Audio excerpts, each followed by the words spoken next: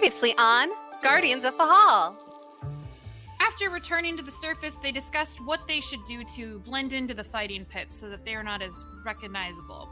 After coming up with some disguises, they returned for the night to the Merchants Guild. The next 2 days passed with various shopping, and most importantly, Hans and Franz completing his brand new creation, Rowan's Axe, which was imbued with the divine magic of the Bendaya and also the magic of the Fae.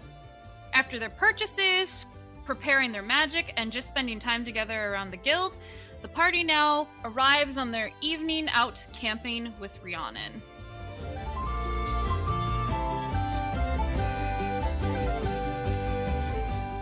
So it's probably a few hours or so before sunset.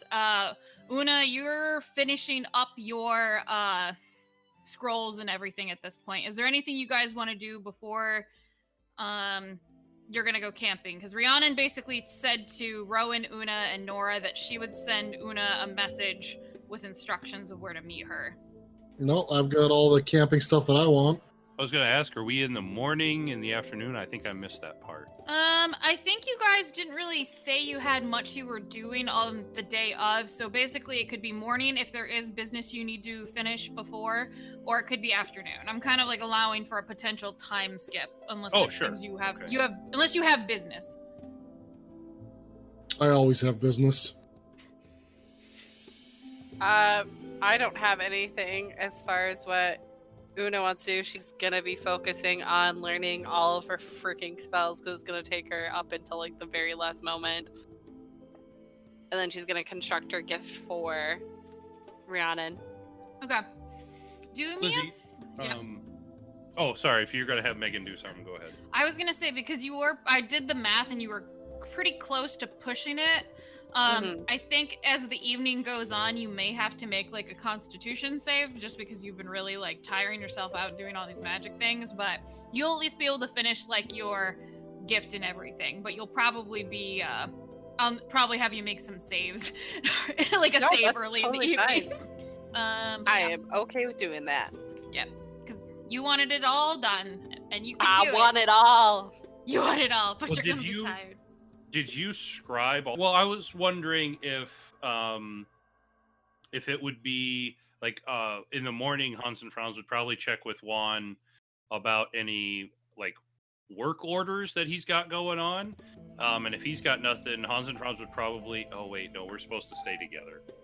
Well, I mean, Hans and Franz would check with his brother and see if we could go and check out some of the local blacksmiths in town for potential work, seeing what's out there.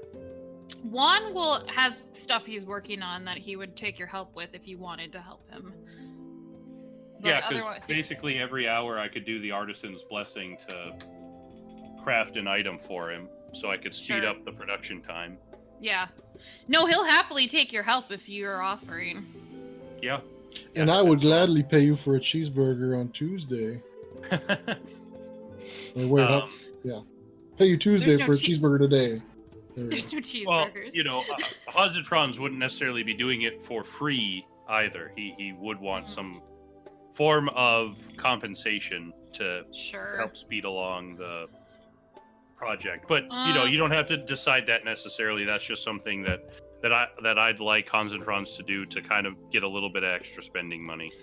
Sure, I will have to look up what that would be because I've never thought. Like, I know what Juan makes a day, but he probably is a skilled laborer. I think makes 2 gold a day, so it would be similar. I don't know if that's enough for you or if it would necessarily be altered because you're able to produce things quicker than him. But you can only do that so many times a day until you rest. I can do a short rest and get my divine channel divinity back. So yeah, so I can do it once every 2 hours. Yeah. You can just be like, boom, 50 gold, great sword. All right, let's chill. Whoop, bam, 50 gold, great sword. All right. Well, I guess, is there anything Nora wants to do before this evening? Not necessarily. Okay. Not really anything big. So, Una, You are finishing up getting ready with this gift. And it's probably like about an hour before, or like 2 hours before dusk. And you get a message in your head, and you hear Rhiannon's voice says, "Meet me near the Academy's outer northern wall between the guard towers at dusk. Hug close to the wall and wait till you hear me." Excited because I obviously can assume whose voice it is, correct? Oh yeah, you know it's Rhiannon's voice, you can tell. And she told you she would send you a message. Okay, so I would try to find everyone and get everyone ready to go. And you've got about 2 hours till dusk, so... Yep. So I'd kind of find everyone, let them know what the plan is. Finish my gift, which we said that I got a brooch that I'm going to magically turn into a hairpin. And we're going to have the brooch with magic mouth say, "Lord Douchebag is coming." Or no, what was it? Lord Fancy Pants. That's what it was. You're going Like, to have it say Lord Fancy Pants is coming. Or Lord Fancy Pants approaches. Or, yeah, Lord Fancy Pants approaches. You have to do it in some sort of like really fake posh accent too. Lord Fancy Pants approaches. Yes, just like that. Okay, let me see how Una can do this, because that's like a performance thing. Yep, however you do it. 18 on the die. Okay. So, yes, that she definitely does it in the most like feminine yet super posh accent. Lord Fancy Pants approaches. Something very. Are you doing it as a whisper or loudly? Because if you do it loudly, then others will hear it. It'd probably be more of like a whisper. So like if someone was standing like right next to her, they could probably hear that there's a sound coming, because obviously since it's on the back of her head. But it's more of a helpful reminder for her. Lord Fancy Pants approaches. Yeah, and it was blue, right? I think is what it was. Is the blue? There was a blue one. Yep. And so she would try to find a blue paper and blue ribbon as well to put it in a small box for her. Sure. You probably could find something around the guild house, like somewhere. Paper. Sounds good. Something. You go to Ben's office. Do you have ribbon? Right. I need ribbon, Ben. I mean, it is a strong need. Yes. But yeah, you can successfully get everyone together. Okay. Yeah, and then start kind of heading over when it takes us a half hour to get there.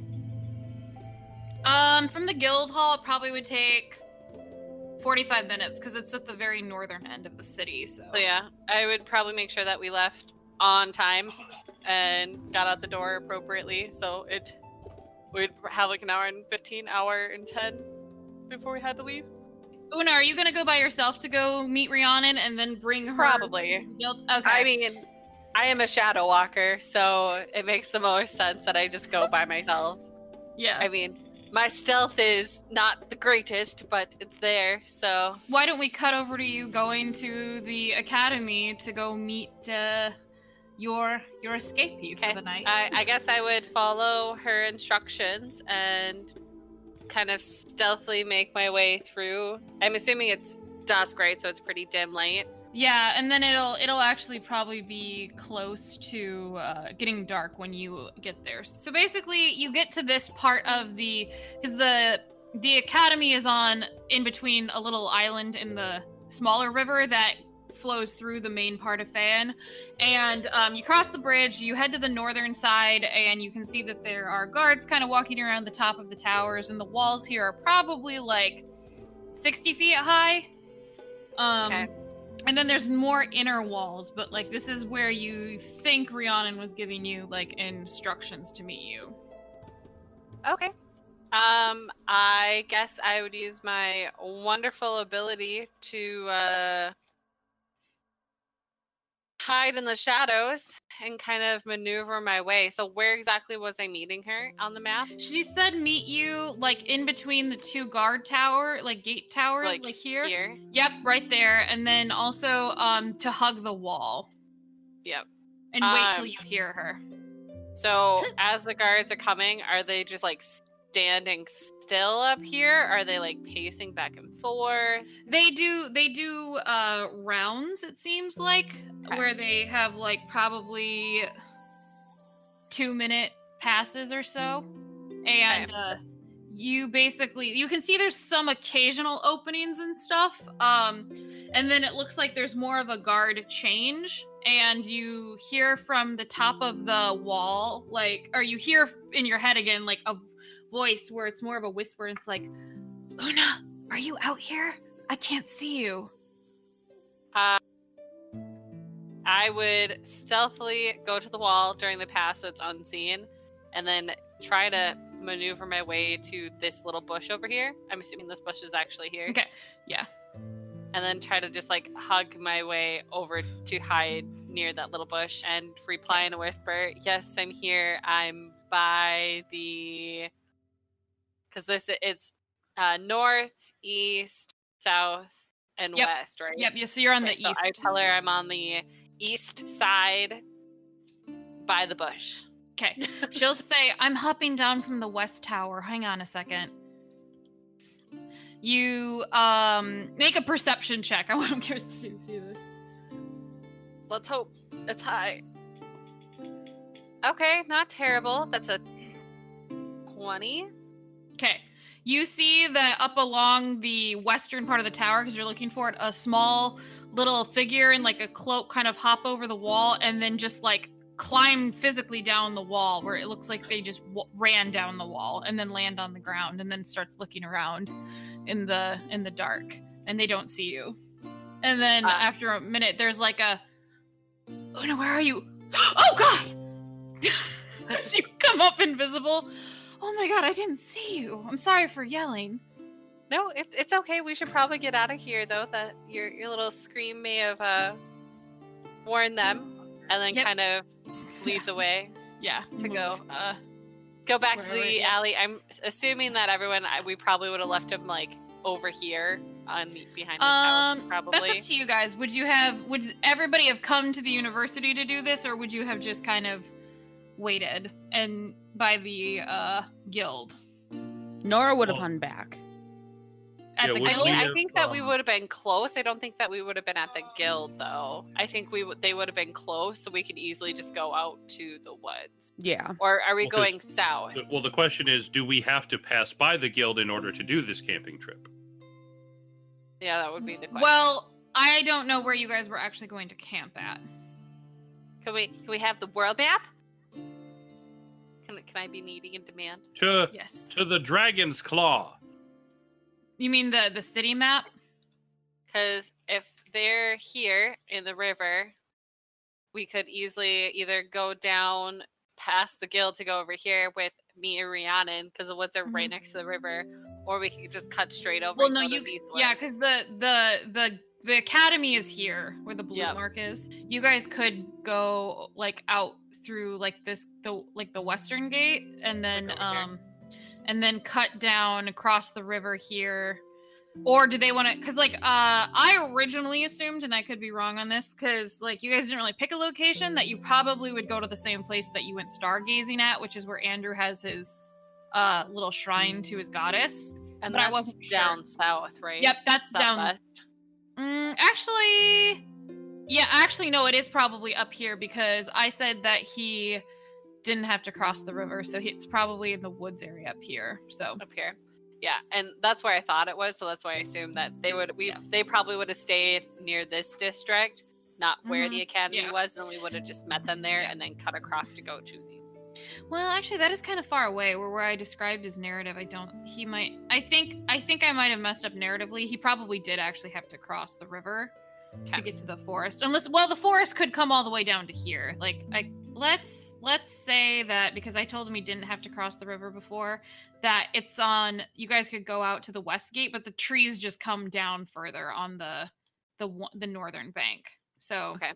Yeah, so like, okay. So yeah. But yeah, so I guess if you guys were gonna meet them out there, you certainly could. Okay. I mean, that would make the most sense.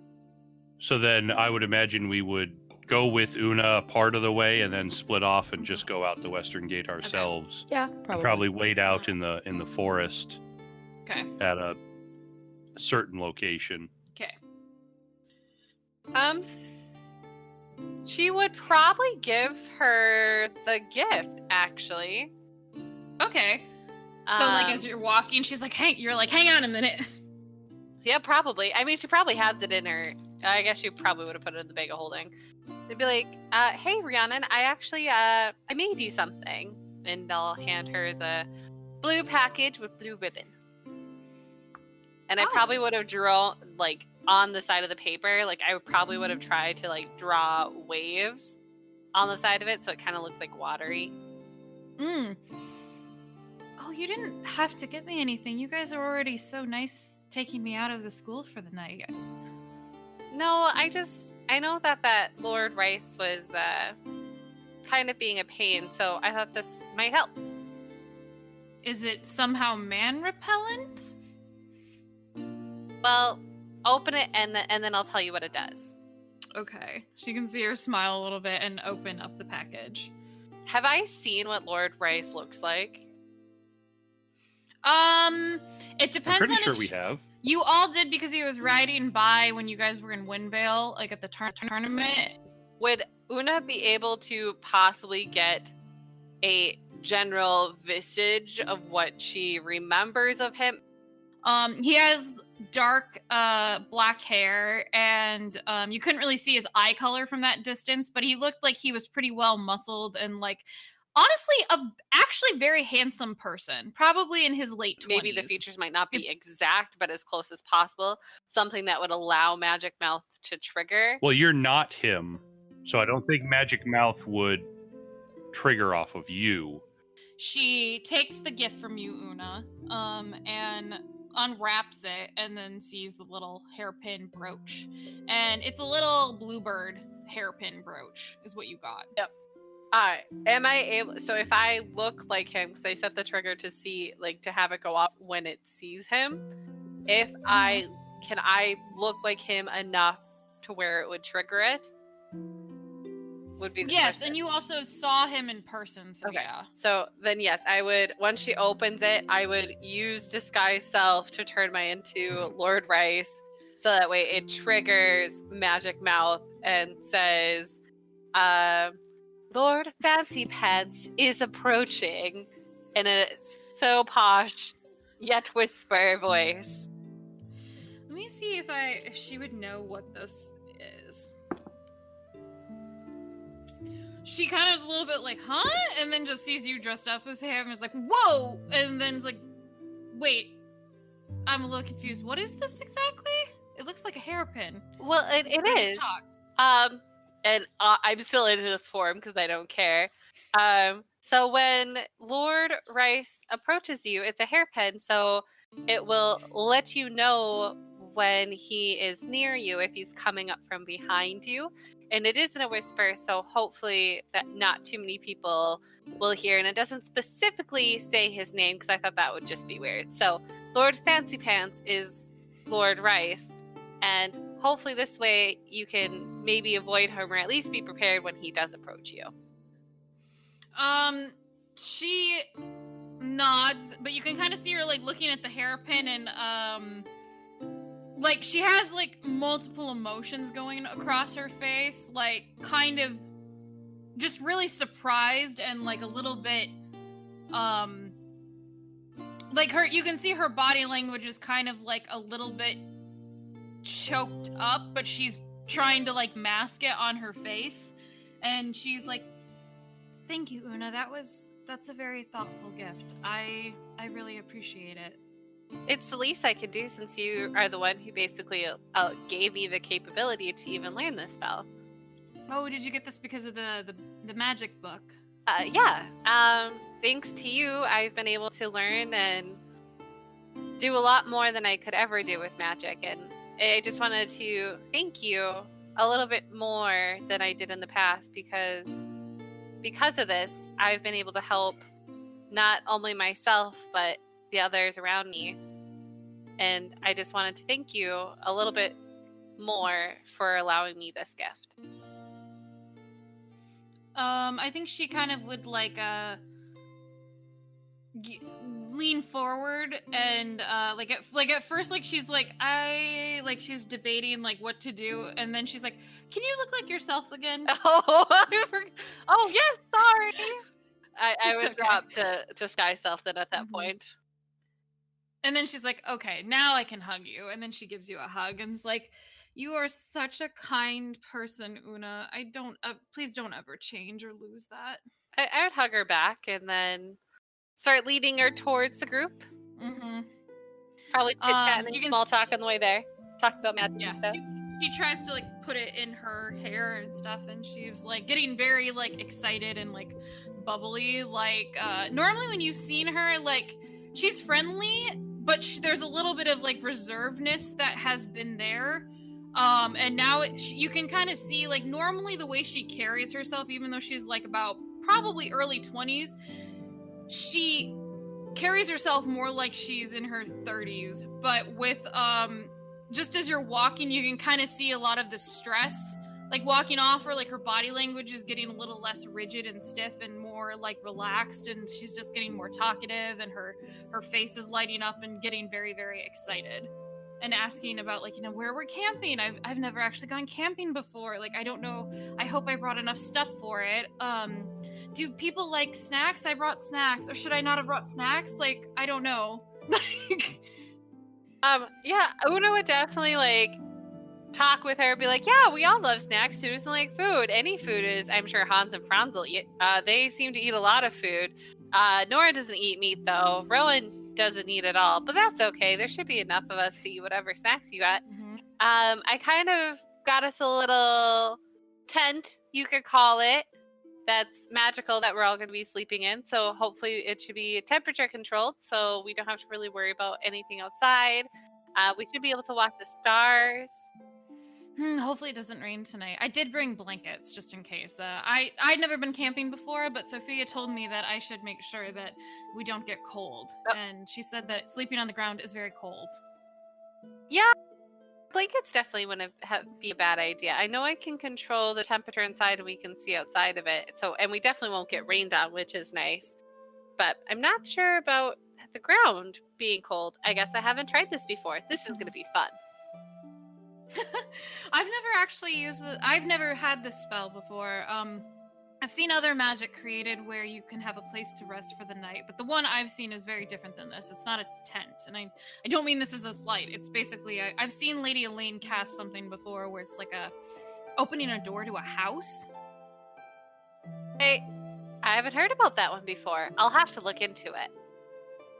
I think it's a pretty high level spell, and I don't think it's a ritual. That's okay. Well, at least I have this, and that should be good enough. Oh, yes. Anywhere is better than being at dinner tonight. Oh, yeah, I forgot that you were supposed to have that dinner with Lord Fancy Pants.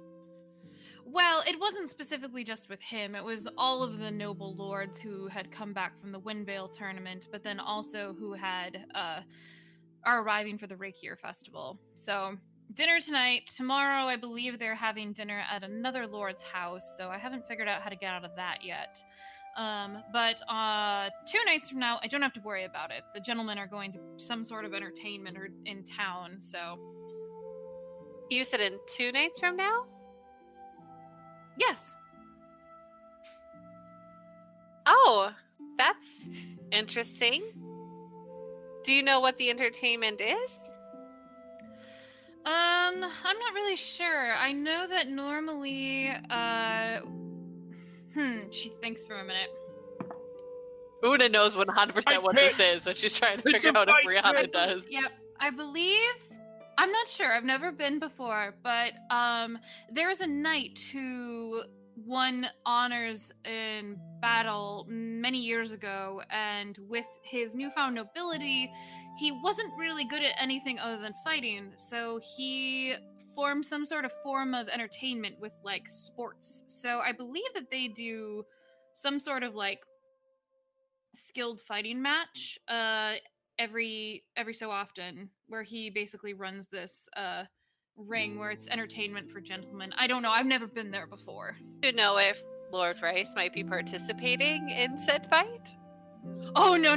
The nobles don't participate. They just watch. Good to know. It's not considered a noble sport like jousting is. This is more like straight up fisticuffs, I believe. Stag. I guess I'll have to see if I hear anything about that. Mm-hmm. And in Una's mind, she's just planning the worst possible thing she can do to this guy in her head. Like, she exactly knows he's going to the fighting pit. Okay, he's not participating in the fight. What can she get away with to the full extent of her abilities? That is what she's focusing on now, just to get a little bit All you gotta do, Megan, all you gotta do is point him out in the audience, and then Hans and Franz will just chuck a dude. Oh god, yes! There you go. Improvised weapon, right? Just chuck him. Well, I was thinking, maybe turn Spriel into another poisonous snake, since I was gonna have Nora as a poisonous snake, and then maybe taunt him with said poisonous snake. That sounds like a fun thing. That sounds a bit too much in his face. At least when you're in the ring and someone gets tossed out of it, it's like technically blame it because it's just like, well, you shouldn't have been standing there. That's true. Rhiannon looks at your face and she's like, Una, I don't mean this negatively, but why do you look like a cat that just found a rat trapped in its play area? Oh, it's nothing. I just had an idea. And she'd just leave it at that and kind of keep walking. But yeah, it's probably very clear on her mind that she's just plotting, just a minor torment. Yeah. Okay. Do you know I don't know what people normally do when they go camping. I brought some games, and I brought instruments if people wanted to dance. Well, I have a couple of instruments as well. I'm actually very proficient in the flute. Definitely games. That's one I can't play. Well, maybe I can help. I do have my old one. Since a new friend of mine gave me this one, and I'll kind of pull out the one that Song gave her that's a little more carved and super pretty and fancy versus my standard flute that I probably just picked up randomly. And then games. I love games. I'm sure everyone else would definitely enjoy some games. I know Rowan and I have been trying some new games as well. Okay. You can kind of see her pause a little bit of how far are we from meeting everybody? They're already there. Where are we, I guess, as far as the map? You've probably been walking for 10 or 15 minutes. Oh. So you're just getting out of the city wall. So what, we have another 10-15 minute walk? Yeah. Okay. That's what I would tell her. She would say, I've been debating a lot on what you and Nora and Rowan said when we spoke last about talking to Hans and Franz, and I'm torn about saying anything to them. Oh? How come? Well, I don't think there's any current political strife, but I'm just not really sure how they're going to react, and it feels like maybe it would be better not to say anything. But then again, if they do, they're probably going to hear about it eventually. It's not exactly a secret that I'm his daughter. I mean... That's a very good question. I know this sounds terrible. I'm probably assuming the worst, but it's just kind of... Being raised as I am, you're just usually waiting for somebody to stab you in the back, and I don't think that they would do that, but it's dicey with who you decide to trust when you're in my position. I understand. I mean, you don't have to tell them, but I don't think that it would hurt. I suppose it would be better coming from me than just if they found out on their own. True, and I don't think that he would ever hold it against you. I don't think they would. They don't seem like those type. And if they do, I'll hit up. And I would put like a giant grin on my face as like knowing that I'm joking. But I totally would actually hit them. At least schmuck them upside the head if needed. Well, then I feel much safer knowing that if it goes south, or the expression that I use when I'm not around other nobles, if it goes tits up, I know I can count on you, so. Well, I'm always here for you, no matter when you need me. She'll put her arm around you and, like, hug you, like, very excitedly, just, like, looking forward to the night out. And she's like, so be honest, do they actually have different names? I have no idea. I'm half tempted just to call one Hans and the other Franz at this point. I don't want to be rude. I don't know if it's a cultural thing, because I really don't know that much about, like, their tribe they're from. I don't want to be insensitive, but I am curious if they actually have separate names. It's kind of Maybe strange you should calling them both ask. Hans and Franz, because they're both pretty I'm not different there. people, Bye. at least from what I can tell. From the Shannon. Oh, Rowan, where did you come from? I mean, I know that they're very different, so it's always easy to tell them both apart. Plus, they look different, so that also helps. Mhm. But they look very distinct. yes. But yeah, I don't know. I guess one day we'll figure it out, I'm sure. Wink, wink. That's endgame hint, material hint, right there. Josh and Andrew. Oh! So yeah, Una and Rhiannon, you just, like, you guys are walking, and you manage to find the others out in the trees. I We all flew into walking? trees. Are you sure about that, I don't Lizzie? know.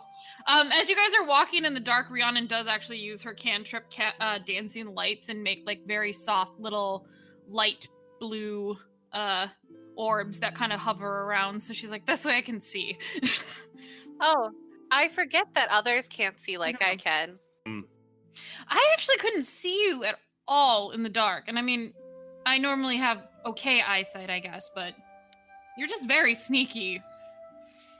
I am sneaky when it comes to being in the shadows. I have an uncanny ability to kind of blend. Blend in. Well, if I ever have espionage things I need done, I might ask you for help on that, because I really couldn't see you at all. Well, that is actually pretty good to hear, because I tried my best to be as stealthy as possible. And my axe! I would assume that with Rhiannon using dancing lights, we'd see it from quite the distance. Probably. Yeah, you would. Oh yeah. So and then because- Hans and Franz would light up a stone Mhm. and kind of toss it up in the air and catch it. And Okay. I and and my and your axe. Oh, love it. One thing you would have noticed, Una, that she's dressed super similar to, like, when you met her. Like, the riding leathers is basically what she's wearing, with, like, a gray cloak, and she has her hair brown again. I also, as we're walking, like, I would actually, the Mhm. moment we got out of the town, I would probably have my bow on me, just a little closer, Mhm. usually, like, probably in hand versus slung around my back, just in case anything were to jump out. Okay. Cool. Be The boogeyman? protective, since I know that I actually really need to do my best to protect this girl since she is royalty. I mean, I don't know if I'd say royalty. It's all if you're- noble nonsense. If you're a duke or a duchess's child, does that make you royalty? I don't think it technically does. Close enough. For Una, Nobility. it's royalty. Noble nonsense. So what are you guys doing out at the campsite, like, to get ready for this? Because they were probably gone for like 45 minutes. Nora? Well, if we got there well ahead of time. Yeah, go ahead. Nora Sam. is decorating. Okay, go on. Just like flowers, flowers, flowers. Just like make little flower decorations and place them everywhere. And like just try to decorate and make it look less like we're just randomly sitting in a grassy field, but more like this is a very luxurious Fantasy glamping. campground. Oh, you're glamping? We're glamping. We're Nora's version of glamping. Would it be flamping? Fantasy glamping. Famping. Fapping? Yeah. No, famping. Fapping. Well, There's an that just like- M, Andrew. There's an M. If that's what Wait, your is that just like character I said the regular M, it's just camping? silent. Fantasy glamping. fantasy glamping. Right. Flamping. Yeah, Mhm. basically. you just have like extra light, and you have some flowers and nice smelling Right. stuff, and you have Mhm. area to cook in that's like set aside from everything else. So like you prepare the area rather than just we're gonna go to sleep Yeah. now and just lay in the grass and camp. All right, so obviously this was made in Incarnate, and I'm quite proud of it. Andrew, if you're curious, this little thing is the shrine I figured you made, and I tried to put like heather. that's there funny. wasn't like a pure heather plant or anything like that, so I made the that's funny. tiniest like white pine trees and tried to make it look like a white plant. She It purdy. looks like a white plant. That's good. Who? The Rhiannon. plant? That's good. No, Rhiannon. Oh, Yes, that it's like the Yeah. heather plant. I mean, maybe I'm asexually attracted to plants. Who knows? Yeah, Rowan finds them Yeah, attractive. he is a tree. True. I mean, but they are of him. oh god. So did you guys? Well, I mean, this plant is of you, so did you? Hey, Well, baby, you want to pollinate later? I think I remember in the Oh, early yeah. section there was a comment about like, have you ever like sprouted like I'm not coniferous sprouted or something like or that. like do you have nut like did your nuts drop or no. something like that? Oh, And you're like, God. no, I don't believe I've ever I've never So sprouted something, and it's like let's Yep. keep it that way. Nora's decorating. Would you like to describe how you're decorating? Are you just making all the plants bloom? I'm making plants type of bloom. I'm making it so that we the rocks are set evenly around the campfire, and that Mhm. just everything is prepared. She wants to make sure that it looks nice. Okay. Nora, is there anything I can do to help? I don't know. And she'll look over and she'll be like tapping her chin and stuff and just looking around, and she'll point to this spot right here ish, because she kind of imagines that might be where we might set up the tent and sleep. So she'll just say, do you want to just make sure there's no twigs or anything around that area, just so that when Una comes that we can put up the tent? She'll say it because she doesn't really know what else to describe it as, is whatever it is that Una has. Oh, yeah. Hazard Frowns will go and scour the place. You make a perception check. Okay. I'm assuming Let's you're get this. I'm assuming you're using you have light up so you can see in the dark. Oh, yeah. That's the only way I can. Perception. Normal roll, please. Silly, silly humans not seeing in the dark. Boom, 23. Yeah. Good job. You find every little single twig possible, like the baby ones and everything. You find some little pebbles and you just get them out of there. No, I gather them up. Into a pile. Okay. Off to the side. Right? Okay. You separate the pebbles from the twigs, and then I just basically I'll just put them around this tree or something. Around that tree. Okay. You have a nice little pile of 2 piles. Stuff, One of pebbles, one of twigs, Yep. and foliage. Okay. Andrew, did you bring pureblood? yes. Rowan, are you doing anything to prepare for this glamorous camping trip? I will help Nora with whatever she needs help with. Basically means that Nora's just flower, flower, and just handing him stuff to go place Yep. this somewhere. I don't care where, just go place it. You're basically a wedding coordinator right now, Yep. Sam. You're all right, we gotta have the snowdrops over here and the lilacs over She here. wants to make it really pretty because she knows it's her first time camping and everything, and she wants it just to be really, really special. Are the flowers different colors that you're handing me? Yes, they range from purple to blue to pink to yellow, and she'll just Okay. have you scatter them. I'll start putting them up in the boughs of the branches. Perfect. Trying to sort of coordinate the colors a little bit. Like do like a pattern of like Do like a pattern, blue, yeah. pink. Blue, pink, red, green. Blue, Yeah. pink, red, green. Nora will just look up at the branch and be like, "Oh, it looks so pretty. You did a great job." Thank you. She'll keep handing you more flowers. I never would have expected this. I was like, I don't know what's gonna happen, but after some I don't reason, know. I didn't think that you would Must glamorize the be campsite. pretty. You guys are gonna ruin actual camping for her. She's gonna be like, wow, when you go camping, there's just like perfectly decorated and everywhere. coordinated flowers everywhere. And there's no twigs on the ground for you to step on or sleep on, and it's just super nice. I'm sure she's not that daft to think that this wasn't set up. Oh no. Well, I don't know. I'll have her roll an insight check. I don't know. Oh. Oh no, wait. She's been here before and there wasn't all this fancy shit, so. Andrew, are you doing anything or no? Just chilling with your horse. I'd probably get some firewood together and stuff. Okay. Doing the important brother Probably things. The practical Get a stuff. stew boiling. Yeah, your brother has a nice pile of little starter twigs you can use. No, I think he needs them for a reason, so I'm gonna leave them.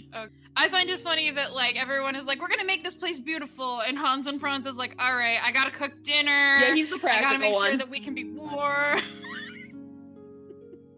Let's Mhm, not die of exposure. Yeah. Okay, you can successfully do that, and then eventually the ladies arrive, and you can see them coming a ways because you can see three little glowing balls kind of just floating in the air, and then you can see Una walk up with Rhiannon. And you wanna wave? Hello, Rhiannon.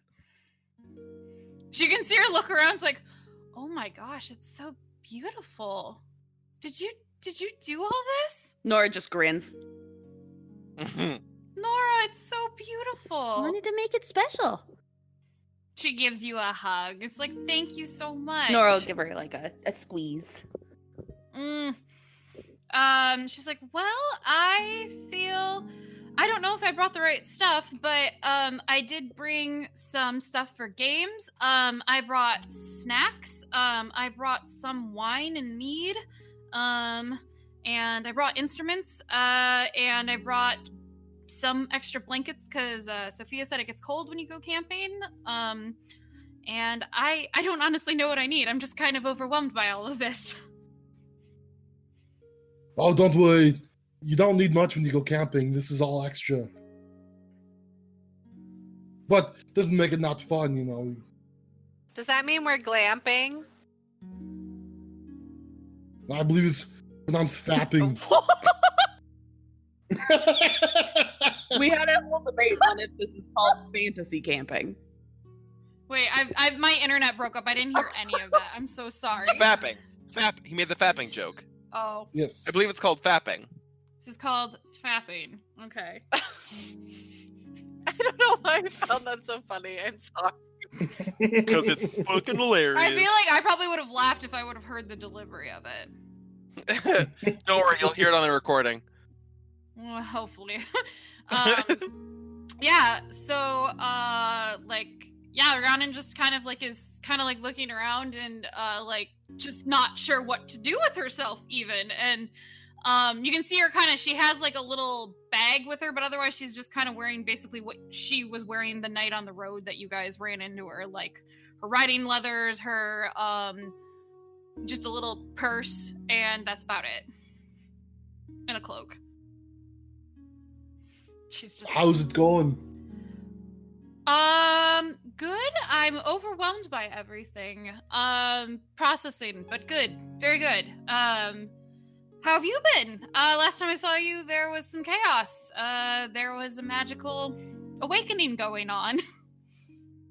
Yeah, that was something else, I can tell you. Never been there for something like that. Did I hear her say that? Yes. So Rowan turns around and pipes up. Yes, everything is okay though. I am fine. Have you had any more ability to cast spells? Or is it just the one? Not that I know of. I'm I know I can cast light, and I light up my axe again. But I think that's all I have. You can see her eyes actually look at the axe that you just lit up, and she's like, "Whoa, that's new." Oh, yes, Hans and Franz made this for me. And I run over and I show it to her. What, Andrew? I was just saying, like, motioning to my brother, I'll be like, yeah, that one. Oh, yeah, Guys, I know. I've not- seen. I saw his handiwork before on your sword. I know which one of you two is the crafter. You saw his sword? She dispelled magic on my sword. Sheathed or Tang. unsheathed? Unsheathed. Well, she had to Ooh. dispel- She helped him unsheath it. Whew. No, she looks over the sword and is very. Axe. An axe. Axe. It's an axe. I'm sorry. Axe. She It's looks. an axe. She looks over the sword. She looks over the axe. Oh, she checks me out. All right. No, she's looking at the axe. And is like, "Oh my gosh, these are living flowers on it. This is incredible." I think it has something to do with the Fey magic, as well as the magic from Hans and Franz's forge.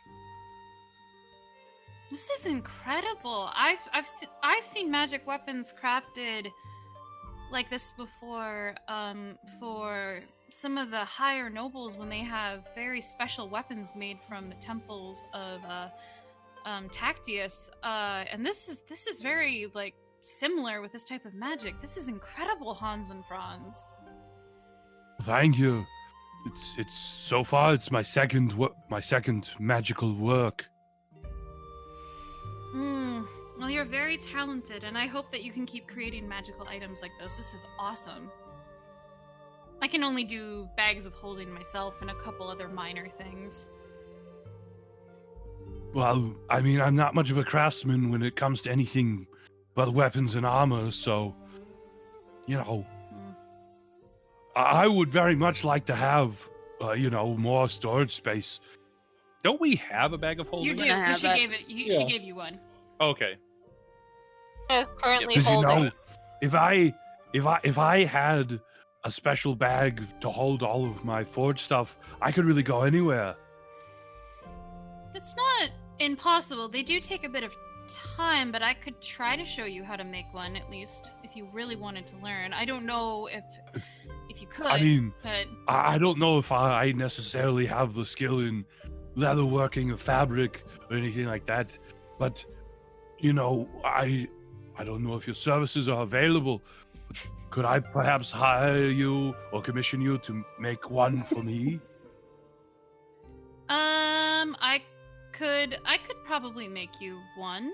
Yeah, that shouldn't be a problem. What sort of fees do you charge for that? I don't even know what they're worth. Bag of holding. It's an uncommon item, isn't it? Like a Uncommon. 500 to 1,000. 500 gold. Here, I'll Google it. Okay.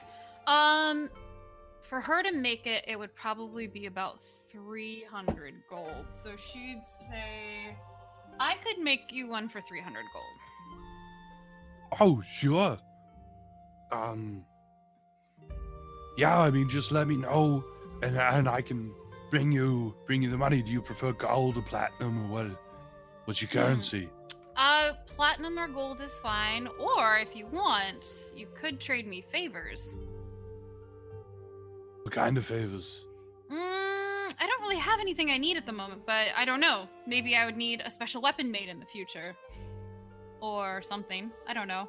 I usually do my weapons for friends out of inspiration. So, I mean, it's a potential, but I need to be inspired first, so. Okay. But I will agree to the favor, absolutely. Otherwise, it if you saves wanted me to... quite a bit of money. Yeah, I don't really have a favor I need at the moment, but I would try to, maybe if there's a job or a quest or some sort of favor I need you to do, could consider it a fair trade for that. Sure. And if it comes down to where you need a sword or an axe or a breastplate or whatever, we can do that. Probably armor more so. I don't really use weapons. Like I have light training in a rapier, but I'm not really skilled at that sort of thing. Sure. But maybe armor would be very cool. But yeah, otherwise, you can see her pull out a little book, and it looks like a little planner, and she's writing down, like, start working on bag for Hans and Franz for agreement of favor, equaling 300 gold, like equivalency. So, yeah. But then she's like, oh, speaking of bags of holding and things in them, would you guys like snacks or anything to drink? All right. What do you have? Well, let me see. Hopefully they didn't get knocked over. And you can see her, like, sit down on the ground, like, cross-legged and start, like, rummaging through the bag and pulling out, like, some other stuff. And then she's like, okay. All right. I found the dessert. What does she pull out? She pulls out, like, actually a really tall, like, box, like this wide. What kind of box is it? Perception what's check. I rolled a 3. Like a little wooden box, and she starts like laying them out because they're stacked, and she starts laying them out and opening, and she's like, all right, this one is lemon cakes, these are sweet tarts, these are figs, these are strawberry tarts, these are almond cheesecakes, these are honey cookies, these, and then that's it for the dessert. I hope that's enough. And then she like, I got mead. I have summer fey wine. It's very similar to how pomegranates taste. And then, oh, something to drink them out of. And then you can see her like rummaging in her bag again, and she pulls out like a full, like silver, like chalice set of goblets and sets them down. We really are glamping. She literally grabbed what was in her room. She literally grabbed the goblet tray that was from her room. Wow. That's a lot of snacks. So also some context for you guys. Sugar is not a common thing in this world. Like it exists, but it's very expensive. So your guys' equivalent of having like any sort of pastry or dessert is probably going to be like a sweet bread, which was sweetened with like honey, which is still kind of a little tricky to get a hold of, or fruit. And you're not going to have had things like really tarts. And also like anything with like lemon in it and almonds is like very expensive. Like you guys have probably never had actually lemon stuff before because it's a citrus and it's from south and it has to get imported up here. So this is like incredibly, like this would be food that you've never had. Probably most of you have never had before. Yeah. Okay. Super. Sam, your face. I'm getting so hungry right now. I want sweets. I don't have. I may have any, grabbed though. chips and dip. Just saying. Really Oh, we talking snacks? Give me some cupcakes. No, Nora would probably like kind of walk up slowly to them and just be like, I've never even tried half of these before. Most of these before, actually. She would just like lean down and pick up a box. Just kind of like smell it a little bit just to see what it is. Like she's very cautious about foods. Oh my goodness. How what is this? It smells delightful. Those are lemon cakes. Gonna hand it back, be like, I shouldn't have this. No, have one. I brought them. I can't eat all this by myself. She'll take one and place it on the ground and like What is a lemon? walk away before trying it so she doesn't end up like devouring them all. Lemon is a You type say, of... what is a lemon? Yeah. Oh, lemon is a tart fruit from down south. It grows in very warm The areas. dragon's claw? Yeah, the dragon's claw. I think that it starts getting temperate enough to grow in Elios's fields and anywhere south of there. It's Positron's will look over at his brother and just be like, nod. What? I know, I'm confused. Dragon's Yeah. claw. Because where More song is stuff from. in the dragon's claw. Oh, from song. Yep. Okay, that's. I was like, I was unsure if that's where you were going with Of that. course. Where else would I be going? I don't know. Crazy Town? I don't know. Already there. We're trying to get out, brother. Wait, we are? I thought that was our ultimate destination. No, to be the mayors of Crazy Town is the ultimate. Ah, You guys are already there. I hear there's a train. Do they have joint mayors there? That's the funky. That's crazy. Town, It's bro. crazy We town. don't want to go there. Of course they do. Monkey Won't you take me to Funky Town? Town. Okay. But no, she's like, lemons are from the south. Have you never had them before? No. You want to try one? Sure. The fruit itself is very tart, but for lemon cakes, they put sugar in it, and it's much sweeter. What is tart? Like sweet and sour combined. And also a very rude thing to call a woman. Why would they call? I thought it was nice to call a woman sweet. No, to call a woman a tart is considered a bit of an insult. So if you call a woman a tart, so what is a tart? Oh, I shouldn't have said anything. Rowan picks up one of the cakes. This is a tart. I take one and bite into it and like, What? this is really good. Which you know, Which kind of tart? whichever one she's like talk Probably like. lemon Oh, tart. no, she's holding up a lemon cake. So it's more of like, think of actually like a cake, like a mini cake, like a sponge It's a cake. petit that's four. lemon. Yeah, Yeah. I know what a lemon cake Yeah, is. it's a lemon cake. But I mean, this thing is delicious. Mm-hmm. Why wouldn't you want to be called this? And really, you know, a lot of effort went into them. Well, calling a woman a tart is usually what you call a woman who is very, you can see her like debating on the word to use. And she kind of is just like, I might as well just say, very sexually promiscuous. What's wrong with that? I mean, she can do whatever she wants to her body. Yeah. Is that not a good thing for a woman to be in control of her own body? It is normally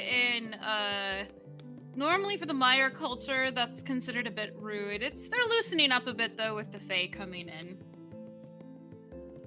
It's rude for a woman to be in control of her own body. Yeah. Like Rhiannon's kind of like.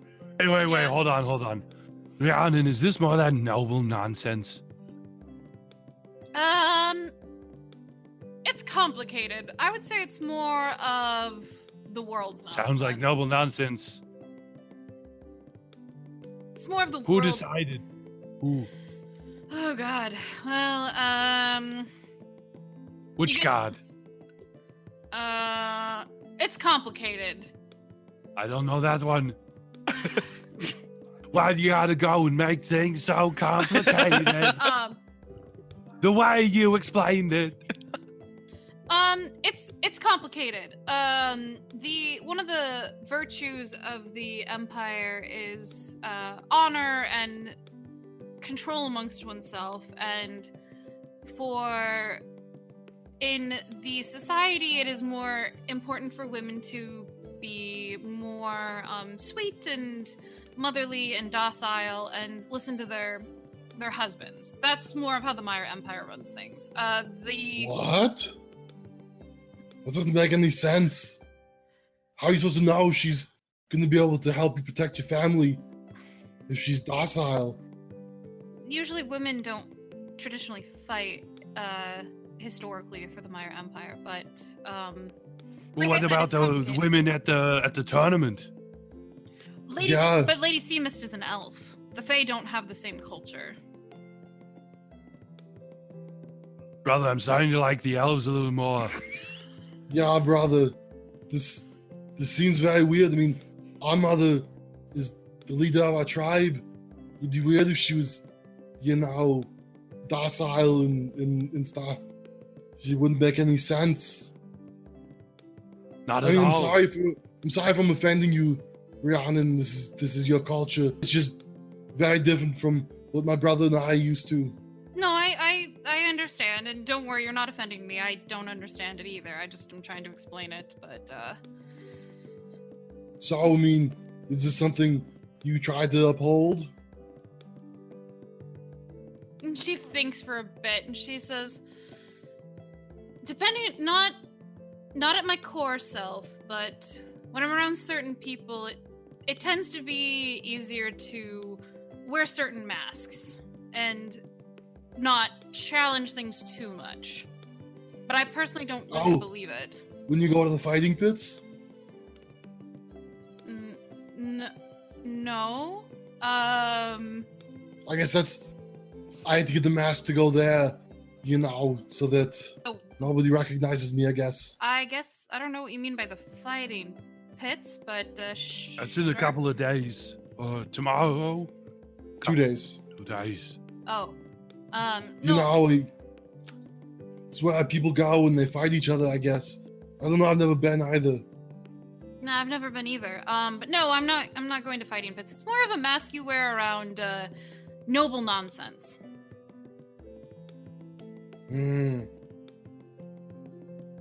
feel like that's seems strange, but I guess I do understand a little bit. Sometimes Mom would have to be a little bit different around certain people in the village.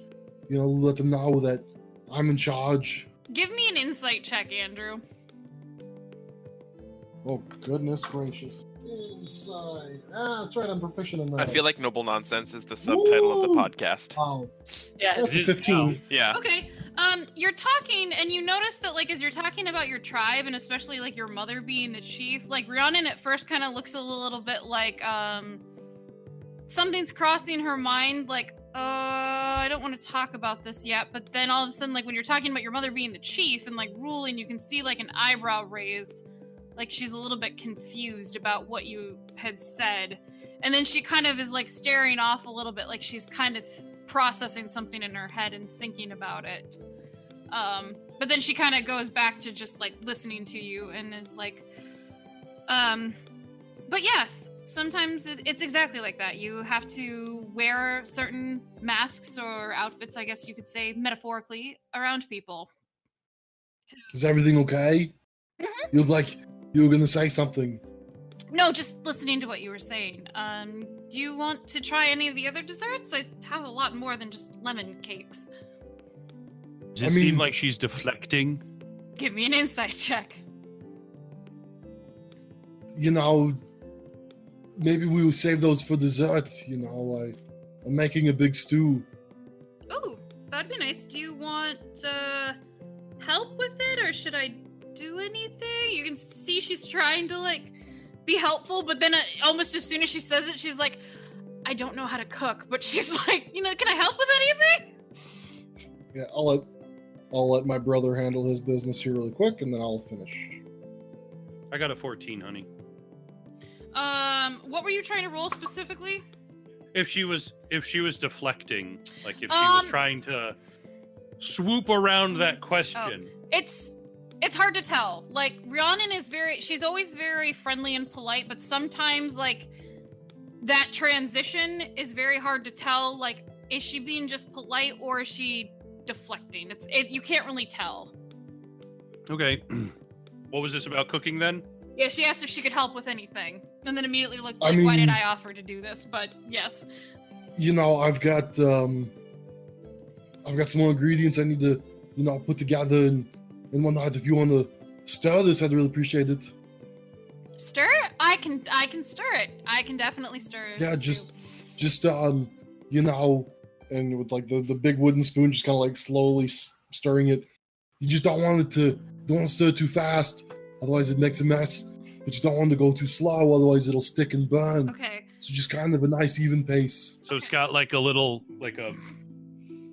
a scene from Ghost where you're just behind her, just. No, I'm showing her, and then I'm handing her the spoon. Are you supposed to be hitting the bottom of the pan with the ladle when you're stirring? Yeah, you want everything to get good and mixed up, you know. Okay. Make sure you scrape across the bottom sometimes to get anything that's settled down there. Okay. You don't want it to burn. That's Okay. where all the flavor is. Flavor Town? Yup. She's stirring, and you can kind of see after a while she's kind of like touching her arm, like You gotta use both arms. both arms. Yeah, like Okay. around You and can about. do it. Put your back into it. Maybe even use your hips. Use your hips to stir. No, I'm sorry. I didn't mean that. Okay, no, she's churning butter right now. She's just like, okay, I can do this. I can do this. And I'll put whatever, seasonings and stuff that I have and whatever in like a little pouch and throw it in there, Okay. and then I'll take over for stirring. All right, she's like, huh, that was- Unless she wants to keep going. no, you can totally do it. I don't want to mess up the dish. And you can see her kind of shaking her like arms a little bit, like she's just like, I'm not used Yeah, to just using a little. Yeah, not used to it. Yeah, that's fine. But she's trying. I mean, I don't think you'd ruin it, but not everybody's built for cooking, It's. I know in some places they want, like you said, the women to be more homely. My brother and I have seen that across the places we visited, but with just my brother and I, I've done a lot of the cooking for us. It's different. It's mostly I've just never really had to cook before. I've always had people cook for me, and I'm starting to understand why so many of like the maids and manservants have such strong arms. Like she's just kind of like, oh, my arms are tired. My wrist is tired. Do you have a lot of maids and servants if you've never cooked? I mean, it's varied based on where I've lived, but yeah, there's normally at least somebody who is cooking my meals. Sounds, kind of nice sometimes, but there's also something nice about cooking for yourself sometimes to, make sure you're doing it the way you want it. And if you screw it up, then it's your fault and you learn from it, Or, cooking for your family. Nick, Yeah, slap my brother like- on the back. I like cooking for my brother. There are a lot of times where we relied on him to, make the money with his forge skills. And then I would stay back at the camp and do some hunting and some fishing and then prepare the meals for us. Yeah, who's my stay-at-home brother? Yeah. You got to make that money, honey. Josh, you're laughing. You're muted though, or just no sound. No, I'm just quiet. Oh gosh. Well, you looked like you were laughing, but there was no sound coming out. I laugh quietly. But yeah, I was gonna say, anything else? Anyone else would like to talk, do anything with each other? Yes. Yes. So, Yes. the pile of rocks and the pile of twigs. Hans and Franz is going to basically create, I guess, like a mini kiln. Well, not a kiln, but like use the small stones Okay. to make the starting of a miniature forge, and just do like this like, if he can find like bigger rocks that he can make a bigger thing, he will, but he'll use these small stones to try to craft like a very, very small forge shrine to Angeed. And just do like a little. Are you doing that at some next to point, the other he'll shrine? Or light are it you and doing do like it a little prayer by in the this evening, tree? but- Okay. I was just curious because I definitely No, do no, not want to it's- put camp on top it's of like up here. that. Yeah, so you're Yeah. So you're probably Yeah, no. Well, I over mean, he here by the cleared big out the stones? campsite. He cleared out the campsite Okay. area, so he might even he might do it on top of these large boulders, a little forge there, or just like nestled inside. mhm. But that's what he would do with the small stones, and then he used the small twigs and brush to start the forge, and maybe even gather some extra kindling Okay. to get it burning. What about that's later on, that's just Nora the and Rowan and Una? Are you guys doing anything? Una is probably listening in fascination at the whole conversation that just occurred. and like thinking to herself of how happy she is that her village is so simple. Like there's simple roles, everyone, like there's no hostility, no anger, like it's just such a peaceful village, and she's kind of just thinking about all the crap that everyone seems to have to deal with, and is happy that her village is home and doesn't have any of this major drama inside itself, if that makes sense. Sure. Yeah. Nora would probably just be listening in and kind of almost like taking in the different roles and like using it almost like a little history lesson, just because she doesn't explore beyond like her village or anything very much. So to her, it's just interesting. So she's just absorbing it all. Okay. Aaron, is Rowan doing anything? Yeah, so I think since we're just kind of sitting around camp, not a whole lot to do. I think Rowan would start to play around with his hat of disguise. Just to kind of see what it can do. Because did the guy actually like tell me how to do it? Yeah, he would have explained. I need to. Basically, you can look. It would be what the item describes it as online. I need to attune to the hat. Okay. So I'm trying to think. I think at first Rowan would probably just sort of look around the group and maybe pick Josh's Hans and Franz and try and look like him and just see how it worked, and like look at his hands and I have skin. It's perfect copy. Does Una see him do this? With your passive? Yeah, I'm just sitting off in a corner. I don't tell anyone I'm doing it. I'm just doing it. Yeah, with your passive, Megan, you'd probably notice it. Una gets a really amazing idea and is going to kind of sneak towards Rowan. Roll a stealth check. And I mean, that's a 9. Oh god. Plus.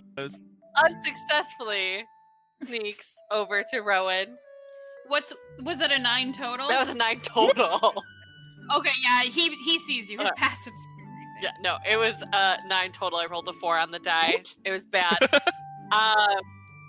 But she's like, hey, Rowan, do you want to play a trick on the group? Yes, I think that would be very fun. Do you want to transform into me and I'll transform into you? We'll sneak off and then come back. Oh, I like that idea. That sounds like fun. Okay. Oh my god. Una's going to be like, hey, I think we need more firewood. Rowan, do you mind helping me? I turn back into myself. Yes, I will help you. Yeah, we'll speed up. And then I'll transform into Rowan to the best of my capability. Okay. You can't get as tall as him because you can only so she's a short Rowan? So yeah. She's like her max height is Una's 5'2" or 5'3" or she's something like 5'3", so my max height is 6'3". Yeah, so she's about 7 or 8 inches shorter than Rowan is, I think, because Rowan's 7 feet tall, right? Yes. So Rowan would be a tall Una. No, he can make himself. Oh yeah, I he can be seem a foot shorter. Yeah. Yep. So Una's gonna be like 6 foot. Okay, I mean. 6 foot, a 6 foot Una and a 5 foot Rowan.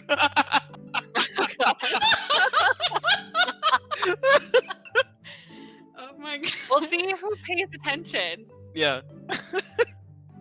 Okay, so we can appear to be a different body type, but it won't actually make us that different body type. Yes. Correct. Got it. So I can look as beef and buffy as you, but someone could literally just push through your arm and basically touch mine underneath. Yep. So you can get it close. It's mainly the height difference Yeah. is what's tricky. Oh. I wonder if Wait, okay, so how tall is Una? she's 5'3". Okay. So you could get up to So- 6'3", and I could get down to Yeah. 6 foot. So you'd still be taller. Yeah, see? By 3 whole inches. Oh my Okay. god. Wonderful. Now Hang we on, have does to practice my Rowan voice too. Oh no. Yeah, because we don't sound any different. You just look different. Correct. Well, you guys can be out gathering firewood for as long as Yeah. you want, so go ahead. So after I transform into you, be like, how do I look? Do I look like you? And like she'll like turn around and like try to see her back and stuff to see, like, and like wave her arms and see. So You look exactly like me. That's crazy. okay, it's your turn now. Oh, okay. And I turn into Una. How do I look? You're tall, Una. I wish I was that tall. You look just like me. Yeah, you look just like me. Oh, Oh wait, oh, I don't sound like oh, you though. Oh. We did not think that through. Well, can you try to sound like me? Hello, my name is Una.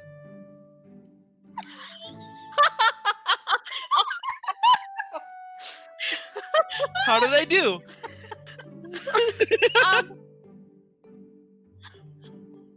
Try to sound like Nora. Wait, can you have like a more feminine voice? Hello, my name is Una.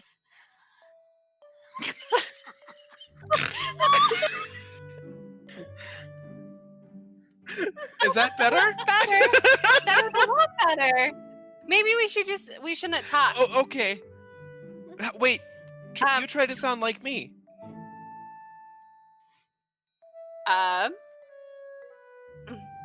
Hi, I'm Rowan. That was very good. How was that? Pretty good. Okay, good. Okay.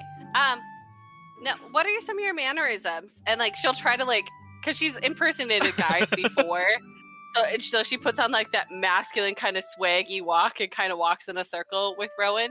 Does that typically how Rowan walks, or is Rowan a little? No. It's very, yeah. very robotic. Oh, so she's like tried to like walk like a man, like Hans and Franz. now that Rowan has a face that can emote, you just see him looking aghast at you, just like,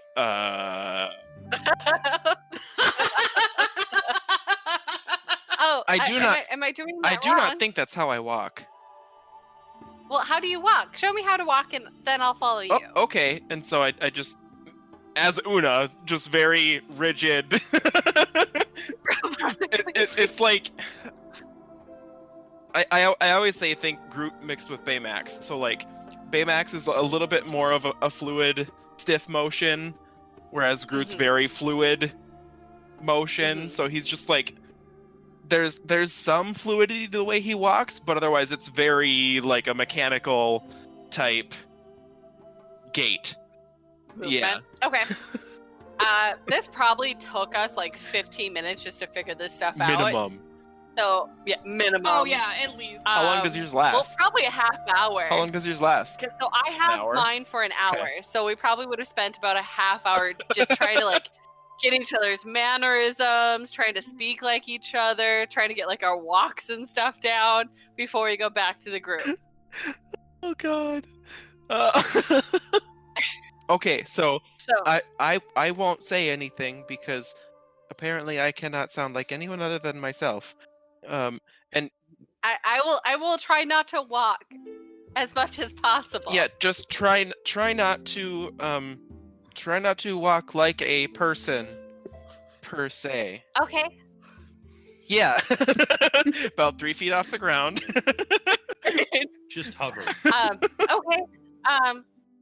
Maybe we should just kind of walk and sit there, just on the Yeah. edge, and see if anyone Yeah. notices. Oh wait, we should get some sticks. Oh yeah, we should probably get some firewood.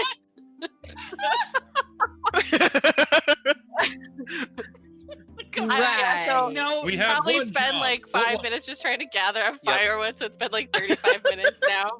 give me I investigation. rolled a checks. 5 plus minus 1. 4. I have a 9. I rolled an 8 plus 1. You guys, between the two of you, you find 5 twigs. Okay. 5 whole Fine. twigs. 5 whole There's twigs. tons of 5 firewood. We twigs. just kind of snuck off and Found some kindling. Done. Yep. Yeah, by the time you guys get back, it is time. Like, food is probably Okay. almost done. Okay. Are Hans and Franz and Nora doing anything during this time? So go ahead, Sam. No, I was just thinking. If you have something. Yeah, well, Hans and Franz would construct the shrine and probably just gather up little bits of logs and tinder and whatnot around the campsite. He wouldn't venture away. He would just be like, what Okay. is nearby, like what's fallen from local trees, that sort of thing, and just kind of stack them next You can to easily do the forge shrine. Nora would be asking Rhiannon what each of the sweets are and what they are made of and where fruits come from and all of these like questions, and would be trying like little bits and pieces of everything. Okay. She will happily explain like all the different things about the different type of desserts. She'll tell you that her favorite ones are the strawberry tarts. Personally, but she's like the lemon cakes are good too. Fig tarts are all right. They're not as good though as the other ones. And just explaining about where the fruits and everything comes from. She doesn't really know how they're made, but she knows like where they're from. Like She'll try one of the strawberry tarts and just kind of be like, "This is amazing. I've never had anything like this before." She'll just get really excited. Yeah, I'm glad you like it. So this was a good choice. If we do this again, I should bring these again. Yes, definitely.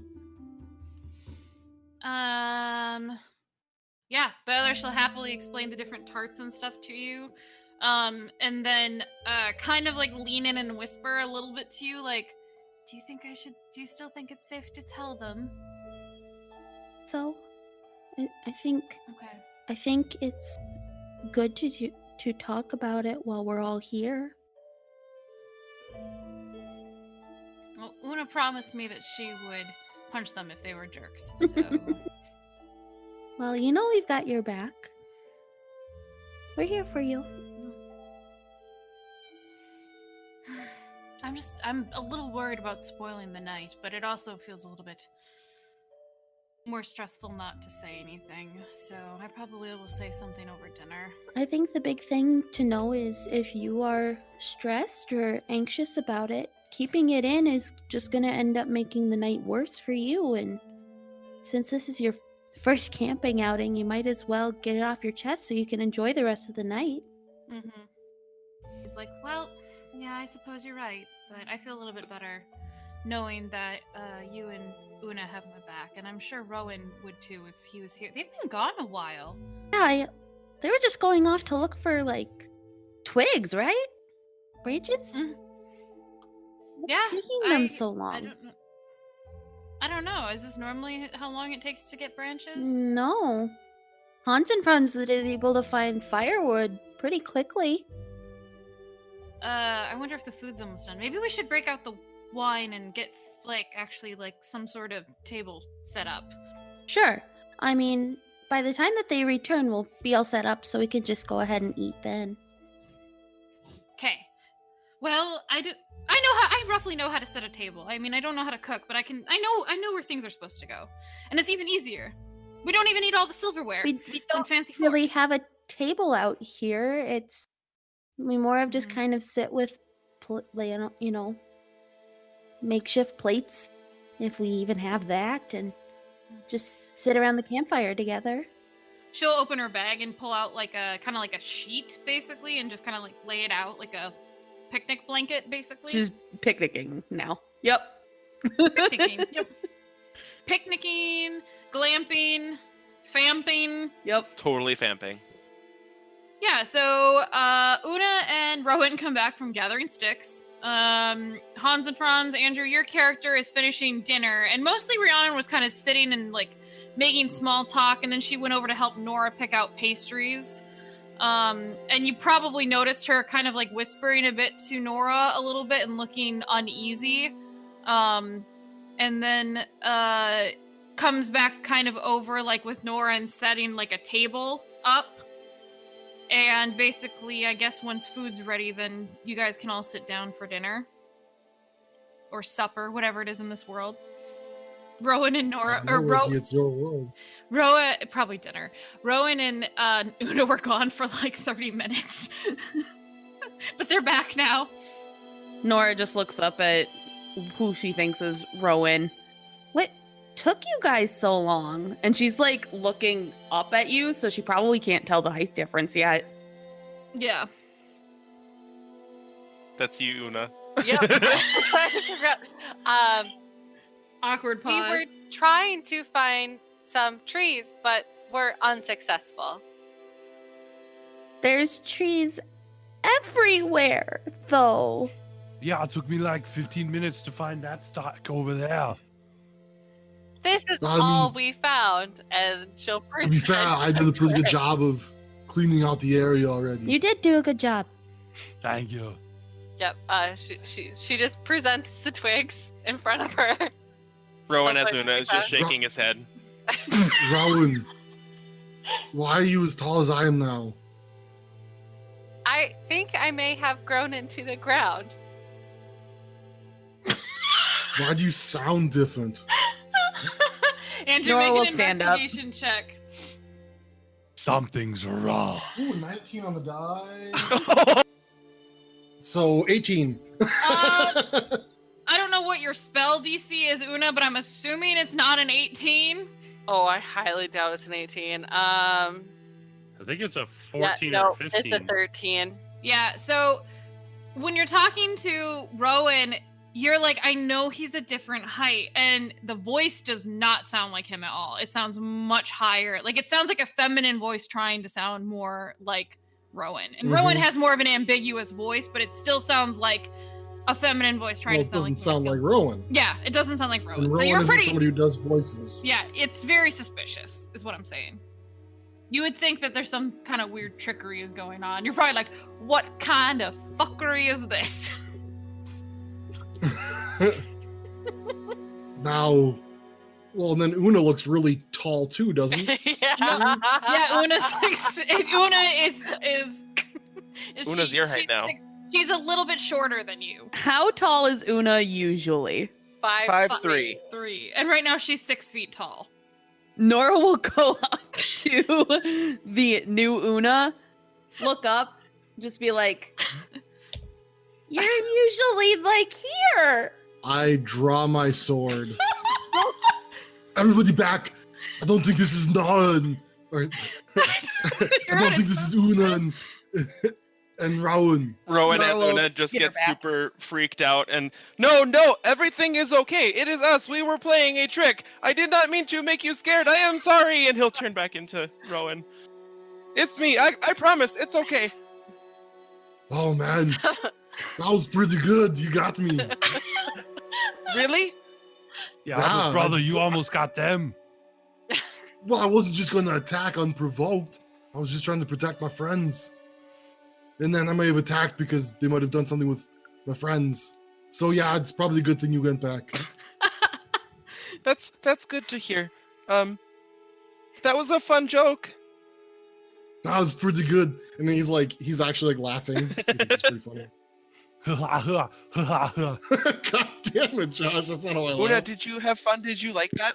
I definitely think I need to work on my Rowan voice, but we'll definitely have to keep this in mind for later. Well, I mean, it would help if you guys, weren't so tall and short. Yeah, but if you've never met us before and you didn't know the height difference, then it wouldn't be as bad. This is And true. why would you look like each other? Why Yeah, not? if they never met you, why would you need to look like the other one? It could be fun. You never know. Is this what you're gonna do for the fight pits? Mm, I don't think so. No, I have a different image in mind. I think if we looked like each other, it would be counterproductive. Agreed. Yeah, that's kind of what I was thinking. I agree. What does Rhiannon do to this trick? She was a little bit tense, and she kind of like laughed about it, and then after everything's kind of calmed down, like you can see her like she normally has her hair braided, and you can see that she's kind of like fidgeting with the ends of her hair. Like she's kind of paying attention, but she's not paying attention. Like she's just fidgeting with the ends of her braid and kind of like starting to make little smaller braids with it. Like it's like a nervous, like a nervous tick. Yeah. But she was kind of paying attention, a little nervous, and then it's like, oh, okay, everything's fine. And then she kind of went back to her thoughts, and she's kind of showing signs of like her mind is other places. Oh God, is there a spell to undo that? Brother, get over here. Banish mind. So we eat and get the food. Yeah. I don't know if you guys brought bowls. I'm assuming you did. Like you're professionals. Yeah, I brought. Yeah. You brought stuff. Yeah. So roll for bowls. No, I'm kidding. Yeah, no. 84. 7. What does that get me? Get you a bowl. Sweet. Good job. You brought one. Does mine have a little hook on the side to hold on to? Sure. Yeah, you guys can eat. I'm sure the food is pretty good. You guys have tons. Like Hans and Franz has experience cooking like a bunch from the past, so Roll you know, for he cooking. knows. No, I'm not gonna make him roll. 87. It's a percentile roll. Yep. No, I'm just gonna say it's pretty good and stuff. And you can see Rhiannon's eating it and enjoying it, but she still kind of looks a little bit like quiet, I guess. Rhiannon, She looks quiet? Oh God. She is quiet. Rhiannon, what do you think? It's really good. Have you ever had anything like this before? Not made with such friendship. I don't think you've ever received that compliment before, brother. Yeah, you've never given me that one, brother. Thank you, Rhiannon. I'll remember that. It means a lot. Did you want to play a card game or something? You seem Are you okay? bored or something. Nora's just gonna give her a little bit of a nudge and Una's gonna position herself like right behind the Hans and Franz bros, just in case. Can I help you? You okay, Una? Yep. I'm Yeah, fine. where are you guys sitting around the fire? I should actually ask this question. Around the fire. Where's everyone sitting around the fire, I guess? I'd be next to Nora. I would be probably Because like the fire is right here in case you're curious. Fire's here.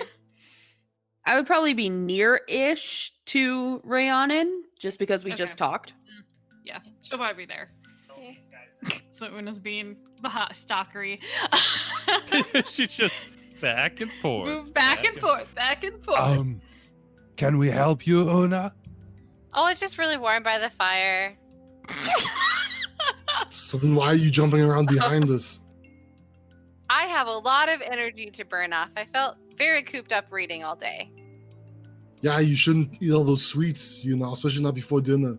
Wait, there's sweets? Yes, and they're delicious. Wait, you haven't had any of the cakes? No. I'll get Yeah, them Rhiannon later. brought them. They're amazing. Nora just nudges Rhiannon again. She has good. Like, Mhm. don't let them get off topic. Okay.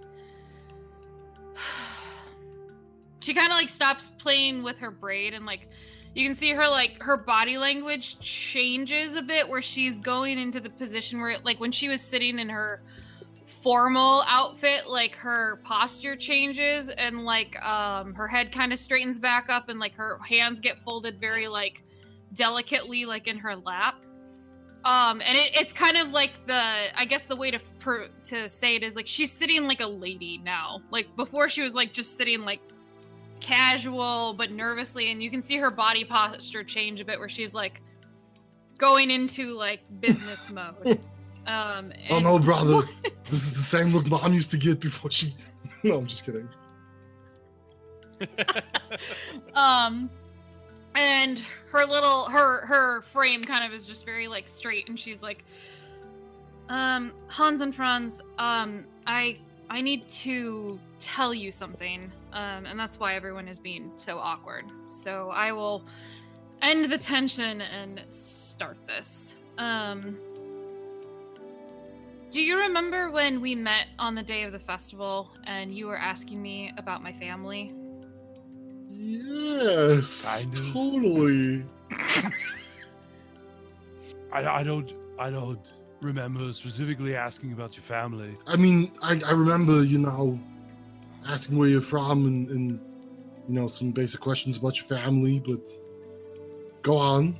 She looks at your character, Andrew, and she's like, you specifically said to me that you didn't really care about my family, and you cared about me, and you wanted to know more about me. And That sounds like me.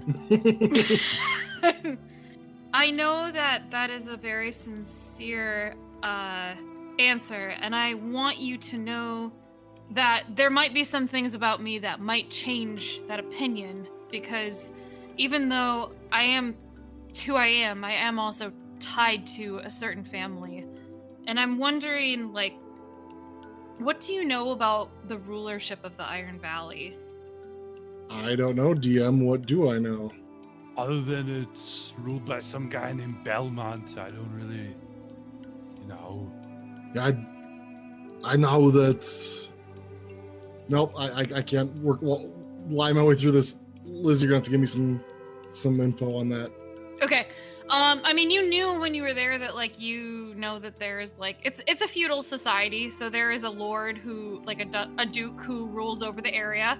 The Bendaya largely have stayed separate from that area because they have just remained very aggressive in, like, keeping out a lot of, like, military might they refuse to be controlled by, like, these southern lords way, and the current southern lord of that area that rules is Gabriel Belmont. So you know him, and actually you met the